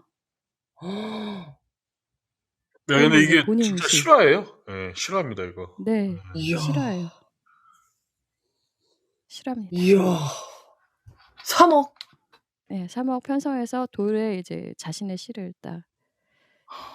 이게 그 행정하시는 분들의 보여주기 혹은 자기가 있었을 때 무언가를 남기고 싶은 하여튼 맞습니다. 아유 네, 답답하네. 근데 뭐 그게 국민들한테 나 이거 비석 이거 내 시 써가지고 세울 거니까 너희들 뭐 찬성 좀 해줄래 이런 게 없고 그냥 한 거예요. 예. 그냥 했죠 그냥. 네, 그냥 한 거예요. 예. 그렇게 쓸 수 있는 돈이니까. 자, 그렇게 쓸 수 있다라는 돈이 운영된다라는 게 이게 올바른 행정이냐 이거죠. 예. 그러니까 이게 사람이 죽는 건 나중 일이죠. 그러니까 이런 얘기 있어요. 제가 그 거제도에서 조선소에서 일했을 때 말씀드릴게요. 그때 안전 교육을 되게 많이 받아요. 왜냐면 배에 타면 사람들이 많이 죽거든요. 뱃일 하다가. 배 만들다 사람들이 많이 죽어요. 그러면은 그 배 만드는 선주는 싫어하겠죠? 그쵸? 자기 배 만드는데 사람 죽으면 기분 찝찝하잖아요. 그러니까 안전교육을 무조건 의무화를 하는데 거기서 무슨 얘기를 하냐면 작은 사고 300건 정도가 되면 이게 무슨 법칙인데 그러니까 뭐 넘어지거나 찌거나 이렇게 다치는 사건이 뭐 이 일정 횟수가 넘어가면 반드시 사람 한 명가 죽어요. 그러니까 잦은 사고들이 많으면 반드시 사람이 죽는 인명사고에 연결이 돼 있다라는 거죠. 아유 답답해라. 네, 그러니까 근데 이 법칙을 벗어나지 않아요, 사실 진짜로. 그래서 그 무사고 우리 공사장 가 보면 여러분 다 보실 수 이렇게 지나가다 보면 무사고 1일, 무사고 2일 이런 운동을 해요. 맞아요. 예. 본 적 네. 있어요. 예. 그런 운동을 하는 이유가 그런 작은 사고들을 통제해야 작은 것부터 봐야 사람을 살릴 수 있거든요. 그러니까 넘어지는 어떤 환경이 발견됐다. 그럼 그걸 고치고. 예, 이렇게 되는 거거든요. 그러니까 나라의 행정도 사실 이래야 된다라고 보거든요. 그러니까 사람을 향해 있어야 하는 게 맞잖아요. 근데 그 절차상에서 내가 취할 수 없는 어떤 이득과 그리고 보여지는 성과와 어떤 선택의 문제가 있을 거 아니에요. 거기서 공정하지 못한 것들이 하나둘씩 예, 그 균열의 틈 사이에 하나둘씩 녹물이 녹아드는 거야. 그러니까 깨지면 이제 사람이 죽는 거죠. 근데 그런 일이 대한민국에서 한두 번 겪는 일이 아니잖아요. 사실상 일본은 자연재해 때문에 피해를 많이 봐도 그 피해에 대한 규모가 그렇게 크지가 않아요. 왜 일본 사회가 우리가 그러잖아요. 남한테 패키치는 거 되게 싫어하는 사회, 되게 지극히 개인적인 그런 나라라고 생각하는데 일본에서 실제로 세월호 같은 그런 참담한 사건이 났을 때 많은 사람들이 각자 자기가 맡은 바에 자신이 해야 될 일들을 다 하고 마지막에 구출되고 막 이랬었거든요. 심지어 여자인데 자기가 그 일을 하는 사람이니 먼저 구출되는 게 아니라 자기의 책임을 다하고 예, 그랬거든요. 이거 되게 중요하잖아요. 이거 되게 중요한 거거든요. 그러니까 사회란 시스템이 책임진 사람들이 이 책임에 대해서 얼만큼 짊어지고 있는가가 결국 사회를 되게 온전하게 좋게 만든다라고 보는데 그 책임은 없는 것 같아요. 제가 볼 때. 그런 느낌을 많이 받는 것 같아요. 지금 그러고 보니까 법님께서 지금 가져온 우리는 네. 그 책임에 대한 상도 벌도 없는 것 같네요. 맞아요. 예, 상도 벌도 없는 것 같아요. 근데 벌은 있죠. 가격이 오르는데 고스란히 아, 있다. 그럼 뭐 그렇죠. 그러니까 이게 좀 그런 것 같아요. 책임 부재한 것들이 행정에서도 만연한 것 같고요. 그 행정에서도 이제 전문가들이 말을 하잖아요. 맨날 뉴스 보면 그래요. 전문가들 나와서 이거 잘못된 거라고 말을 하는데 잘못된다라고 전문가들이 말을 하는데 시행은 되고 있다라는 이 아이러니 속에서 그치. 예, 전문가들이 지적해도 그냥 예, 고다. 그렇죠. 그러니까 그러니까 관행적으로 쌓아온 어떤 시스템과 이 구조가 사회를 부패하게 만들고 있다라는 게 보이는데 이것을 뜯어 고쳐야 되는데 어떻게 뜯어 고칠 것인가. 이거에 대한 좀 문제가 사람이 죽기 전에 좀 했으면 좋겠는데 왜 사람이 죽고 나서 하는 척을 하는지 전 모르겠다라는 거죠. 일본에서 실제로 이제 그런 압사 사건이나 이런 게 없어요. 통제를 잘하거든요. 예. 거긴 관료주의잖아요, 사실. 관료주의고. 하지만 책임은 우리보단 강한 것 같아요, 적어도. 자기가 맡은 바에 대한 어떤 책임에 대해서는 엄청난 책임의식이 있는 것 같아요. 그런 사회가 건강한 사회죠. 근데 우리나라는 그게 너무 일본이 없어요. 우리보다 건강한 사회라는 거는 좀 동의하기는 어렵고요. 네, 그런 부분에서는. 책임의식을 사고를 키우긴 수습하고, 해야겠다. 예, 음. 그런 부분에서는. 근데 거기는 워낙 그 자주 빈번한 이렇게 일들이 다 일상 다반사로 일어나니까는 그런 거에서 문제가 제기가 되면은 그 여파가 어마어마할 거 아니에요. 그래서 더 그런 걸 수도 있을 음. 것 같긴 해요. 음. 그 지진이란 게 장난 아니더라고요. 잠깐 느꼈는데도 음. 기억이 오래 남았습니다. 뭐 음. 어쨌든 기억. 여기서 그래서 끝나면 될까요? 이야기는? 네. 오늘 이 골병 라인 왜 골병이 들게 됐는지 한번 생각해 보는 시간이었습니다. 아. 자 다음 마지막은 소식은 커피님이죠? 네 제가 제 기사인데요. 쪼끔 이제 안타까운 기사를 또 들고 왔습니다. 한국일보 사회면 기사였고요. 고시원 쓰레기 더미에서 발견된 7세 아이, 학대 사각지대, 외국인 미등록 아동. 부모는 수일째 집 비우고 아이는 하루 한 끼 버텨 초교 미취학 위험 신호에도 불체자 자녀라 깜깜이. 전문가 초교 취학 전 외국인 자녀 전수조사해야 라고 장수연 기자가 쓴 기사입니다. 읽어드리겠습니다. 서울의 한 단칸방에서 생활 쓰레기와 함께 살고 있던 7세 아이가 발견됐다. 부모는 장기간 집을 비운 채 아이를 방치했다. 부모가 불법 체류자인 외국인 아이는 우리나라에 살고 있지만 서류상으로는 존재하지 않는 그림자 아이와 다름없었다. 초등학교 입학 연령이 됐지만 어느 기관도 이 사실을 알지 못했다. 불법 체류자 자녀들이 아동학대 사각지대에 놓여 있다는 지적이 나온다. 14일 경찰에 따르면 지난달 20일 서울 구로구의 한 고시원에 어린아이가 방치돼 있다는 112 신고가 접수됐다. 현장에 출동한 경찰은 방 안에 멍한 표정으로 웅크리고 앉아있는 A군을 7세입니다. A군을 발견했다. 먹다 남은 배달 음식 쓰레기와 곰팡이가 핀 음료수, 담배꽁초 등이 가득 찬 방 안에는 악취가 진동했다. 중국 국적 불법 체류자인 부모는 A군을 방에 홀로 두고 수일째 돌아오지 않은 것으로 전해졌다. 경찰은 A군을 서울의 한 아동복지센터에 맡겼고 부모에 대해선 아동복지법 위반 혐의로 입건 전 조사 내사에 착수했다. 중국에서 태어난 A군은 2019년 어머니를 따라 입국했다. 아버지는 먼저 한국에서 자리를 잡고 있었던 것으로 추정된다. 이후 A군은 2021년 9월쯤 아버지와 함께 해당 고시원에서 살기 시작했다. 건설 일용직 노동자인 아버지가 집을 비우는 일이 잦았지만 지난해까진 인근 어린이집을 다니며 어느 정도 보살핌을 받은 것으로 전해졌다. 하지만 초등학교 입학 대상자가 된 올해부터는 학교도 가지 않고 방 안에서 지내온 것으로 알려졌다. 끼니는 하루 한 번 시켜 먹는 배달 음식이 전부. 인근에 살던 어머니도 자주 찾아오지 않았다고 한다. A군은 점점 눈동자 초점을 잃은 채 푹 처진 모습으로 변했다.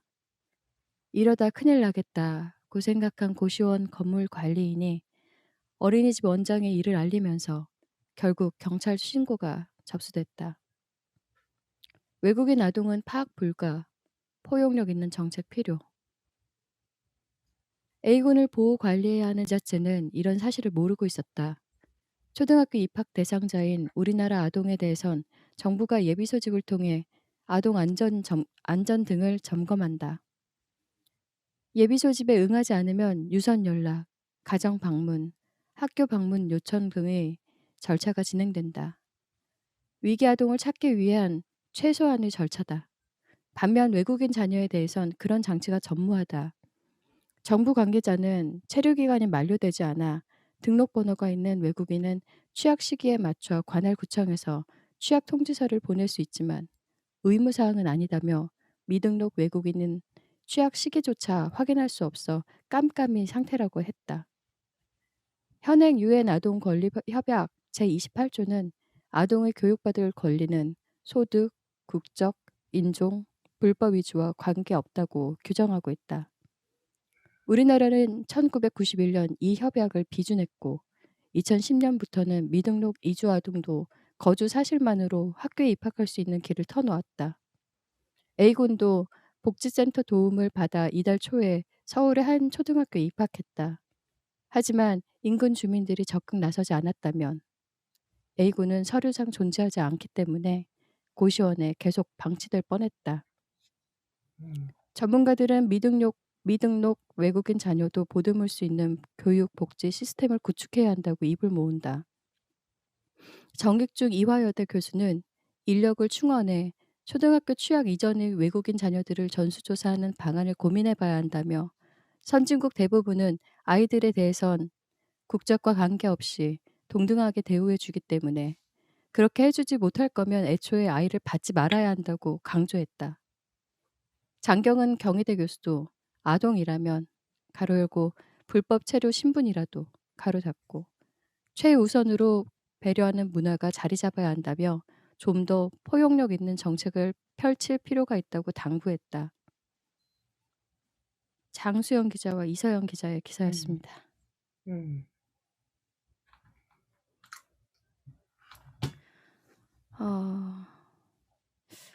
문득 이 기사를 읽고 저희 아이가 7살이 되었을 때 이렇게 날아온 취약 통지서를 받은 날이 기억났습니다. 여기 기사 안에도 이제 전수조사 한다고 나와져 있잖아요. 가까운 분이 홈스쿨링을 하는데 어떠한 증거 자료가 없으니까 집까지 찾아와서 확인을 했다고 하더라고요. 면담도 하고 학대 사실이 있는지 없는지. 왜냐면은 학대 사실이 있으면은 알고도 학교를 안 보낸 걸 수도 있으니까. 그래서 기분은 별로 좋지 않았는데 그래도 굉장히 필요한 일이었다라고 말씀을 하셨었어요. 아이를 키우는 가정마다 그날에 좀 감동이 따로 있어요. 태어났을 때와 비교할 만큼 이제 드디어 학교를 취약 통지서를 받으면은 벅차오름과 비슷한 그런 감정이 있더라고요. 이렇게 이제 이 A공처럼 조금 특별한 개인 상황과 복지 정책의 사각지대가 맞물릴 경우에 어쩌면 붙잡아야 하는 것이 결국 가까이에 있는 누군가의 관심이겠다는 생각도 좀 듭니다. 다행히 이 A군은 고시원 원장님이라고 해야 되나요? 예, 그분에 좀 관심이 있었기 때문에 이게 가능했지만 만약에 그렇지 못했다면 우린 더 안타까운 소식을 뉴스로 접했을 거 아니에요. 좀 상상하기조차 두려워집니다. 이미 아이에게 이제 관심 밖으로 보이는 부모한테도 책임을 물으는 게 당연하겠지만 그 A군 자체가 A군이라면 제가 A군이라면은 그게 그렇게 큰 의미가 있을 것 같진 않아요. 이미 음. 방치되었기 때문에. 그래서 저는 개인적으로 좀 이 친구가 부디 좀 건강하게 잘 자라서 다른 그 외에 다른 더 이상의 이런 A군과 같은 기사가 보이지 않고 같은 비슷한 사례들이 계속 드러났으면 좋겠다는 생각을 좀 해 봤고요. 그리고 음. 누군가를 이제 탓하기 전에 개인적으로 더 음. 나아간다면 음. 제 주변부터 이렇게 살필 관심과 그리고 그것을 말을 할 수 있는 용기가 좀 저한테도 있었으면 좋겠다는 생각을 해 보았습니다. 음. 어떠신가요? 뭐 크게 저는 이견이 없네요. 이게 참 그래요. 저는 법보다 자비가 더 큰 힘을 발휘할 때 우리는 과연 어떻게 해야 하느냐 이런 질문이 만약에 저에게 주어지면 저는 법보다는 늘 자비가 좋다라고 얘기하는 편이거든요. 네. 그러니까 불법 체류자야. 그럼 쫓아내는 게 맞죠, 법적으로는. 근데 아이는 죄가 없잖아요. 그쵸? 그 아이도 배워야 될 권리가 있을 거고. 그러니까 이런 문제가 과연 다 법으로 다 해결되는 문제는 아니라고 봐요. 저는 결국 사람이 사람을 사람답게 책임지심을 가지고 이렇게 보듬어 줄 때, 그게 저는 법보다 더 좋은 거라고 생각이 드는데, 어렵네요. 어려운 문제네요. 이게 왜 어렵냐면, 어, 사실상 이게 1차원적으로 보면 이렇거든요. 그냥 불법 체류자잖아. 그죠. 그냥 불법 체류자 아이잖아. 그럼 자기 나라로 쫓겨나가는 게 맞지. 라는 결론을 도달하게끔 하는 게 법이잖아요. 법은 이제 쫓아내니까.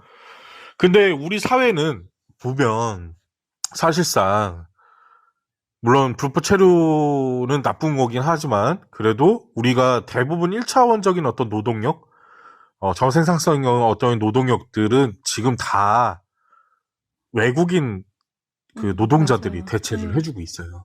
예, 그러니까 음. 이게 참 아이러니해요.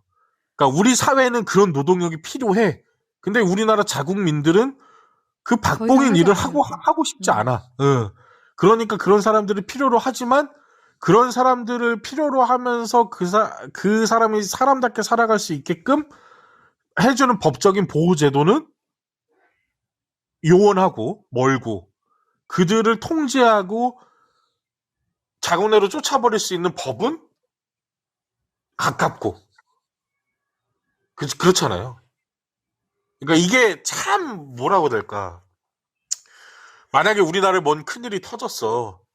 그래서 자원된 이게 뭐 이렇게 한정된 자원이 있어. 그러면 누군가 저한테 묻는 거예요. 외국인 노동자를 먹일 거니 자국 내 음. 국민을 먹일 거니라고 하면 음. 나는 어디 쪽에 표를 들까 생각을 해보잖아요. 그럼 솔직하게 말하면 외국 사람보다 우리 사람 챙겨야지라는 마음을 저는 먹을 것 음. 같거든요. 음. 그쵸? 그러면 이게 생각을 해보면 나쁜 새끼네. 그런 생각이 들거든요. 나쁘네 참. 근데 저는 그런 답을 할 거예요. 솔직히 말하면. 그러니까 이게 그들이 우리다라고 말하는 이게 사람의 마음으로 좀 됐으면 좋겠어요. 법이 아니라. 그러면 달라질 수 있겠다는 생각이 들어요. 근데 모르겠어요. 저는 이 기사가 좀 제가 말할 수 있을 만큼 제가 똑똑하지도 못하고 제가 그렇게 선한 사람도 아닌 것 같고 근데 이 안타까운 이런 일들을 보면 어떤 것이 옳을까라는 생각을 하면서 좀 괴롭긴 하거든요. 괴롭긴 해요. 근데 여기 밑에 보니까 댓글 좋은 댓글 하나 있네요. 음. 당신이 네. 당신이 합법 외국에서 체류든. 온 사람이든 불법 체류자든 당신의 아이는 배울 권리가 있다라고 말한다라는 거. 미국 사회에서 그렇게 그 글이 있었다고 하더라고요. 저는 이 글이 참 되게 사람답고 좋다라는 생각이 들거든요. 그런데 그 네, 좋아요 표시를 보니까 네네. 참담하죠. 그 이렇게 말씀 해피게 님이 읽어 드린 그 합법 체류든 불법 체류든 당신의 아이는 학교를 다닐 권리가 있습니다라고 좋아요에 3 개가 붙어 있어요. 그런데 그 위에 댓글이 2 개가 달려 있는데 내용이 그렇습니다. "안타깝지만 부모도 중국 국적이고 중국에서 태어났기 때문에 해당 부모와 함께 추방하는 것이 맞다고 본다." 그리고 그 아래 댓글도 "불법 체류자를 잡아서 돌려보내라. 불법 체류자 신고 제도를 도입하여 한 명당 100만 원을 준다고 하면 전부 귀국할 것이다." 근데 그 두 댓글의 좋아요 표시는 두 개 합쳐서 71개예요. 실제로 우리나라에서 중국이라는 이미지가 상당히 좋지가 않죠. 예. 그쵸. 예, 그런 것도 좀 있고요. 실제로 그리고 이 댓글을 단 사람들이 과연 그 1차 노동의 노동력이 얼마나 우리가 다른 일을 해줄 사람들이 필요한지에 대한 인지가 사실 있을까? 그런 생각도 들기도 해요. 왜 그들이 불법 체류의 어떤 네. 형태로서밖에 대한민국에 남아있지 못할까? 뭐 그런 사정들, 그리고 그런 노동자들에게 월급을 제대로 안 주는 악덕 사장들이 얼마나 많은지 과연 알고 있을까? 뭐 그런 생각이 좀 들기는 하는데, 참 어려운 기사예요. 어렵고 뭐라고 딱 말하기는 참 그런 기사라는 생각이 좀 들어요. 어려운 문제인 것 같아요. 근데 좀 그런 것 같아요. 그런 노동력을 필요로 하는 나라가 그 사람들이 과연 이 나라에서 사람답게 살아갈 수 있게끔 최소한의 인권을 어떻게 보장을 해주고 있는가에 대해서 우리가 그렇지 못하다라는 답이 나왔을 때 우리는 부끄러워야 되는 건 아닐까? 우리 자국민으로서 그런 생각을 하거든요. 좀 전 부끄럽거든요, 사실. 예전에 얼마 전이었는데 다큐 보니까 그 외국인 노동자 월급 제대로 안 주고 착취한 그 나오더라고요. 그 보면서 좀 부끄럽더라고요. 우리도 못 살아서, 그쵸? 저희 아버지 세대들이 못 살아가지고 외국 나가서 그런 취급을 받고 돈을 벌었다고 생각을 맞아요. 하면, 네. 그쵸? 우리의 지난 역사잖아요. 근데 우리도 똑같이 그들을 착취하고 있다. 아, 상당히 쪽팔리죠. 예, 이거는 진짜 얼굴 팔리는 거라고 생각하는데. 뭐 저는 그렇습니다. 우리 보부님 의견 한번 들어보고 싶어요. 보부님 어떤 생각이신지. 저는 저 기사를 봤는데 그 제주도 난민 그때 당시의 기사랑 그다음에 보호 종료 네. 아동이라고 예. 만 18세 되면 맞아요. 그 뭐 호흡월판에 자기 혼자 이제 2천만 원 정도 받아서 나가 살아야 하는, 얼마 전 기사였죠. 예. 제가 항상 관심 있게 보는 그 기사인데, 보호 종료 아동은 그런 기사들이 같이, 저 기사 하나 봤는데 저 기사에 대한 내용보다는 그런 기사들이 많이 떠올랐던 것 같아요. 밀양이나 이렇게 아동 학대를 신고했던 편의점 그 주인 기사라던가 네. 소아과 의사 기사라던가 그런 여러 가지. 부수적인 다른 곁에 있는 사람들. 네. 저 기사들을 보면서 커피님 말씀하신 네. 그 내 주변부터 살필 관심과 용기가 아동학대 사건을 예방하고 해결하는 데 정말 필요하다. 내 아이뿐만 아니라 내 주변에 있는 약자, 그러니까 자기 삶을 적극적으로 선택해서 책임지기 전에, 사실 아동에 대한 배울 권리를 보장해야 하는 이유는 뭐 애가 남의 나라로 가고 싶어가지고 왔다기보다는 대부분은 따라왔거나 여기 와서 태어났거나, 그래서 그에 대한 최소한의 살아갈 어떤 배움은 줘야 한다. 그의 신분이 어떠하든. 상당히 공감하는 내용입니다. 그리고 그게 그 배움이 조금 차별이 있을 수밖에 없겠다. 그 자국에 부모가 있고 풍부한 자원이 있는 아동보다는 확실히 못할 수밖에 없다. 그건 보호 종료 아동도 마찬가지고. 그래서 그 포용이, 아동까지는 보호 종료 아동이든 저런 외국인 아동이든 제가 되게 수긍이 잘 됐던 것 같아요.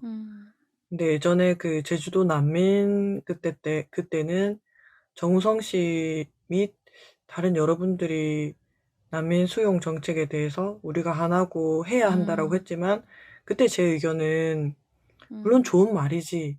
근데 그분들에게 뭔가 이 살 공간을 제공하고 지원을 하고 이런 것들을 할 여력이 우리가 되나? 그런 생각 제가 되게 많이 했었거든요. 그때. 네네. 그러면서 그 해피캣님 방금 말씀하셨던 좀 부끄럽다. 그 당시에 그 난민을 대하는 여러 대중의 입장에서 갈팡질팡하면서도 스스로 되게 부끄럽다고 생각했었어요. 근데 그 뒤에 제 작년인가 이제 제주도 여행을 친구랑 가게 됐는데, 거기에 할랄 음식점이 있었던 거예요. 네. 근데 거기에 그 당시 예멘 난민분이 오셔가지고 한국인 여자친구 사귀면서 이제 부부가 돼가지고 차린 음식점이었던 그 식당 거예요. 아는데. 네. 그 갔는데 너무 그 난민 때 내가 생각했던 그 난민의 코스가 아니라 그냥 정말 조금 지원받아서 여기에 섞여서 살면서 사회 한 구성원으로서 상당히 역할을 잘 해내고 있는 음. 그 모습 보면서 아, 내가 정말 편협했구나. 이게 음. 그 사람의 인생인데 사람이 누구나 어디 가서 사고치고 범죄를 저지르고 싶고 막 망하고 싶은 게 사람 마음이 아닌데 사람이라면 어느 환경에서든 최선을 다해서 자기가 음. 자기 할 도리를 다 하면서 그게 보통의 사람일 건데 너무 난민이라는 프레임에 내가 매몰돼 있었다. 되게 반성 많이 했었거든요.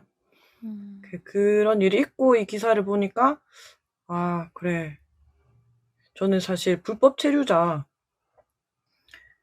그분들이 아마 법적으로 합법적으로 와서 일을 할 수 있었으면 그 방법을 택했겠죠. 근데 그 방법이 아마 자기 여건에서는 어떤 이유로든 뭐 비자를 받기가 뭐 어려운 상황이라던가 그게 돈이 더 많이 든다던가 한국에서의 거주를 일정하게 잡아야 되는데 그걸 자기가 잡을 수 없는 형편이라거나 그럴 수 있잖아요. 뭐 물론 범죄를 하러 와가지고 안 그런 나쁜 사람도 있겠지만 그래서 그 사람의 보편적인 책임감이나 선의를 믿고 좀 잘 정착해서 살 수 있도록 잘 살 수 있도록 그렇게 전체적으로 좀 그러니까 저런 외국인 자녀뿐만이 아니라 열심히 일하러 온 사람이면 그런 것까지도 다 잘 될 수 있도록 제도가 있으면 길을 열어줘야 좋겠다. 된다. 예. 네, 기본적으로 할 수 있는 음. 그런 생각이었습니다. 근데 저는 또 이제 제가 시골에 있다 보니까 시골에 그 하우스 엄청 많이 들어서면서 베트남 노동자들이 많이 왔어요. 근데 그분들이 이제 또 약간 사기치거나 이렇게 해가지고 도망가시고 막 그 하우스 망하게 하시고 그런 경우들도 있거든요. 그래서 이게 참 사람이 예. 하는 일이니까 이걸 뭐 흑백 논리로 기다 아니다 이러긴 어려고 케이스 바이 케이스긴 한데 그쵸. 그래도 나의 선의와 당신의 선의가 맞닿아서 좋은 사회가 되면 좋겠다. 선의에 기대해봅니다. 아까 처음에 그 중앙일보의 논설위원이 개인의 선의에 기대해서 제가 엄청 비판했는데 마무리를 또 사람의 선의에 기대하는 이런 또 자가당착에 빠졌네요. 그 말씀 들으면서 생각난 그 캐나다 의학 드라마에 트랜스플랜트라는 드라마가 있었어요. 근데 주인공이 그 이란에서 이제 살려고 넘어온 난민이었거든요. 근데 난민 네. 신분으로 이제 우연치 않게 그 병원에 힘 있는 과장님의 그 목숨을 살리면서 이 사람이 어, 이제 난민이지만 이란에서 의사 활동을 했던 사람이고 좋게 음, 풀렸죠. 잘 된 거죠, 어떻게 보면. 예. 그리고 그 장면 중에 하나가 난민에서 이제 합법적인 그 체류 허가를 받는 그 과정이 잠깐 에피소드로 나와요. 음, 근데 얼마나 두렵고 이제 떨리겠어요. 심사를 받는데 그 음, 역사부터 언어 다 이제 시험을 그 과정을 보고 근데 딱 뭐 서류 하나만 빠져도 이제 큰 일이 있거나 혹은 이렇게 쫓겨나야 되는 상황인 거잖아요. 음, 이 사람 같은 경우는 그래도 본인이 직업이 생겼고 의사라는 직업이 생겼고 굉장히 잘 풀린 상황이었으니까 그렇게 됐지만 음, 대부분의 사람들은 난민이라고 해서 다 그렇게 좋은 환경에서 공부를 했거나 다 천차만별이잖아요. 근데 그 과정을 좀 생각을 해 봐서 저도 드라마를 보면서도 좀 여러 가지 좀 다방면으로 좀 생각을 했던 기회가 있었는데 이 기사를 보고 나서 어떻게 해서든지 복지 사각지대라는 거는 우리나라 사람이건 아니건 간에 음, 난민이건 뭐 그 나라 자국민이건 일어날 수밖에 없잖아요. 어떠한 이렇게 행정이라는 거에서 틈이 보일 수밖에 없으니까. '완벽한 음, 거는 없겠다.'라는 생각이 들더라고요. 근데 그럼에도 불구하고 제가 이제 마지막에 그렇게 말을 쓴 까닭은 내가 찾아보고 내가 확인하고 내 눈으로 봐야지 그게 가장 정확할 수 있겠구나. 뭐 이렇게 많은 음. 사람들을 관리하고 있는 그 기관의 사람들이 다 할 수 있는 부분들이 없을 테니까. 그래서 음. 저렇게 말을 썼어요. 왜 마지막에 이제 음. 어 난민이라고 하면은 너무 큰 불법 체류자라고 하면은 크게 다가오지만 내 옆집의 아이 정도만 돼도 음. 훨씬 뭐라 그럴까요? 좁아지잖아요. 음. 그냥 그걸 기대하는 게 가장 '내가 할 수 있는 최선이겠구나.'라는 생각이 들어서 참 그렇습니다. 근데 그렇게 하기도 말을 하기조차도 또 어려운 상황이었던 에피소드도 하나 있어요. 이것도 같이 말씀드리기 좀 시간이 길긴 한데 음. 음 저희 이제 아이의 학교에 정말 마른 아이가 하나 있었어요. 정말 말랐어요. 음. '이 아이가 어떻게 걸어 다니지?'라고 생각이 들 정도로. 그래서 몇 날 며칠을 고민을 하다가 그 학부모 회장님께 물어봤어요. 음. "그런 아이가 있던데 그 집에 별일이 없냐?" 그러다가 욕을 많이 먹었습니다. 원래 말랐었고 그 "부모가 그럴 사람들이 아니다."라고서 이야기를 하더라고요. 그래서 음. "오지랖이다." 니 애나 신경 써라. 예. 그랬습니다 정말. 그랬는데 저는 아직도 쪼끔 걱정이 돼요 마음에. 항상 가끔씩 그 친구가 생각이 나요. 음. 모르는 일이잖아요. 음. 그래서 이게 이제 그 오지랖과 관심의 사이를 왔다 갔다 하는 게 음. 쉽지는 않은데 음. 그래도 누가 물어보면 제 행동이 옳다고 생각을 해요. 그냥 확신을 해요. 그런데 음. 두렵긴 해요. 용기는 필요한 음. 것 같습니다. 자 끝마무리로 베스트 한 줄 음. 뽑아 주시죠. 네, 저는 뭐 베스트 한 삐비큐님. 줄하면 예, 음. 골병 라인. 예, 너무 골병, 예, 골병이 드는 라인. 좋더라고요. 예, 골병 야, 이거 라인. 촌철 살인인데? 골병 라인. 근데 이게 되게 다른 의미도 있어요. 그 라인, 예, 골병이 드는 라인이지만, 우리 행정의 라인도 골병 라인이다라는 생각이 들어요.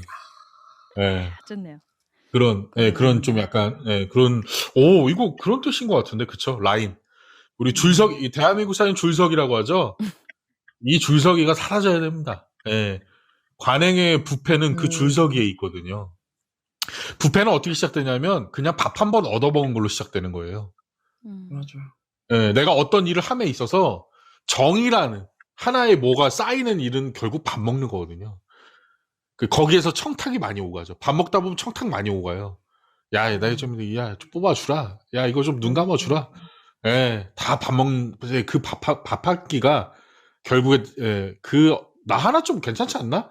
라는 그것 때문에 우리가 골병 라인을, 예, 살게 되는 게 아닌가. 그래서 저는 그 한 줄 뽑고 싶습니다. 골병 라인. 네. 봄님은요? 저는 커피님의 그 관심과 용기, 음. 마지막에 하셨던 오지랖과 관심의 경계를 넘어갈 수 있는 그 용기. 음. 사실 무관심보다는 오지랖이 나은 것 같아요. 조금 창피할 수도 있는데 처음에만 좀 그렇지 몇 번 하고 나면 딱히 뭐 그런 생각 안 들 것 같고 주변에 이게 저는 제가 예. 오지랖과 관심의 경계를 고민할 만한 일이 없어가지고 음. 내가 너무 무관심한가 이런 반성도 잠시 해봤습니다.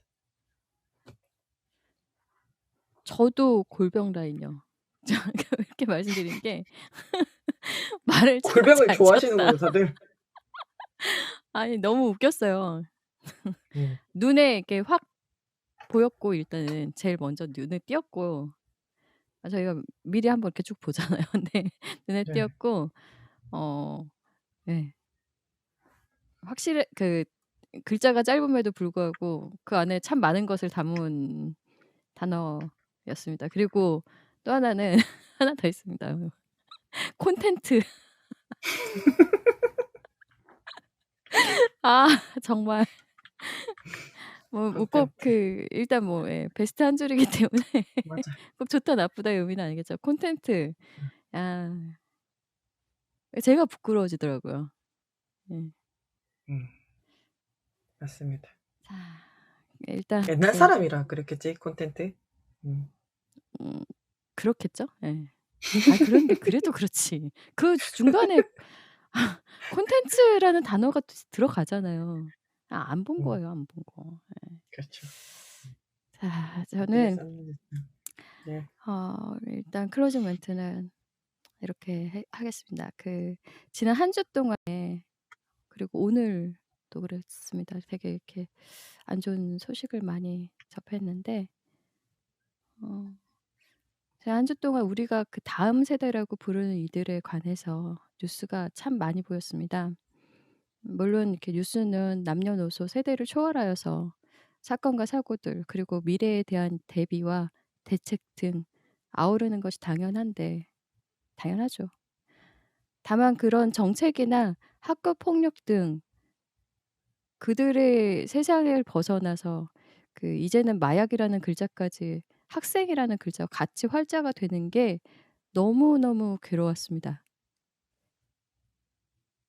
늘어나는 오늘 저희가 나눴던 이야기들도 사실 이렇게 그런 것 같아요. 나아지기 위해서 우리 세대보다 조금 더 젊은 그분들에게 그분들이 살 수 있는 편안한 세상을 이렇게 이야기했던 게 아닌가라는 생각도 해 보았고요. 그런 젊은 청소년들과 20 대들 그런 잔혹 범죄가 늘어나고 있다라고 하지만 어떻게 보면은 어른들의 자리와 욕심으로 얼룩진 그런 무관심들의 결과물이 아닌가 싶네요. 세상을 보는 뉴스 이것으로 마치겠습니다.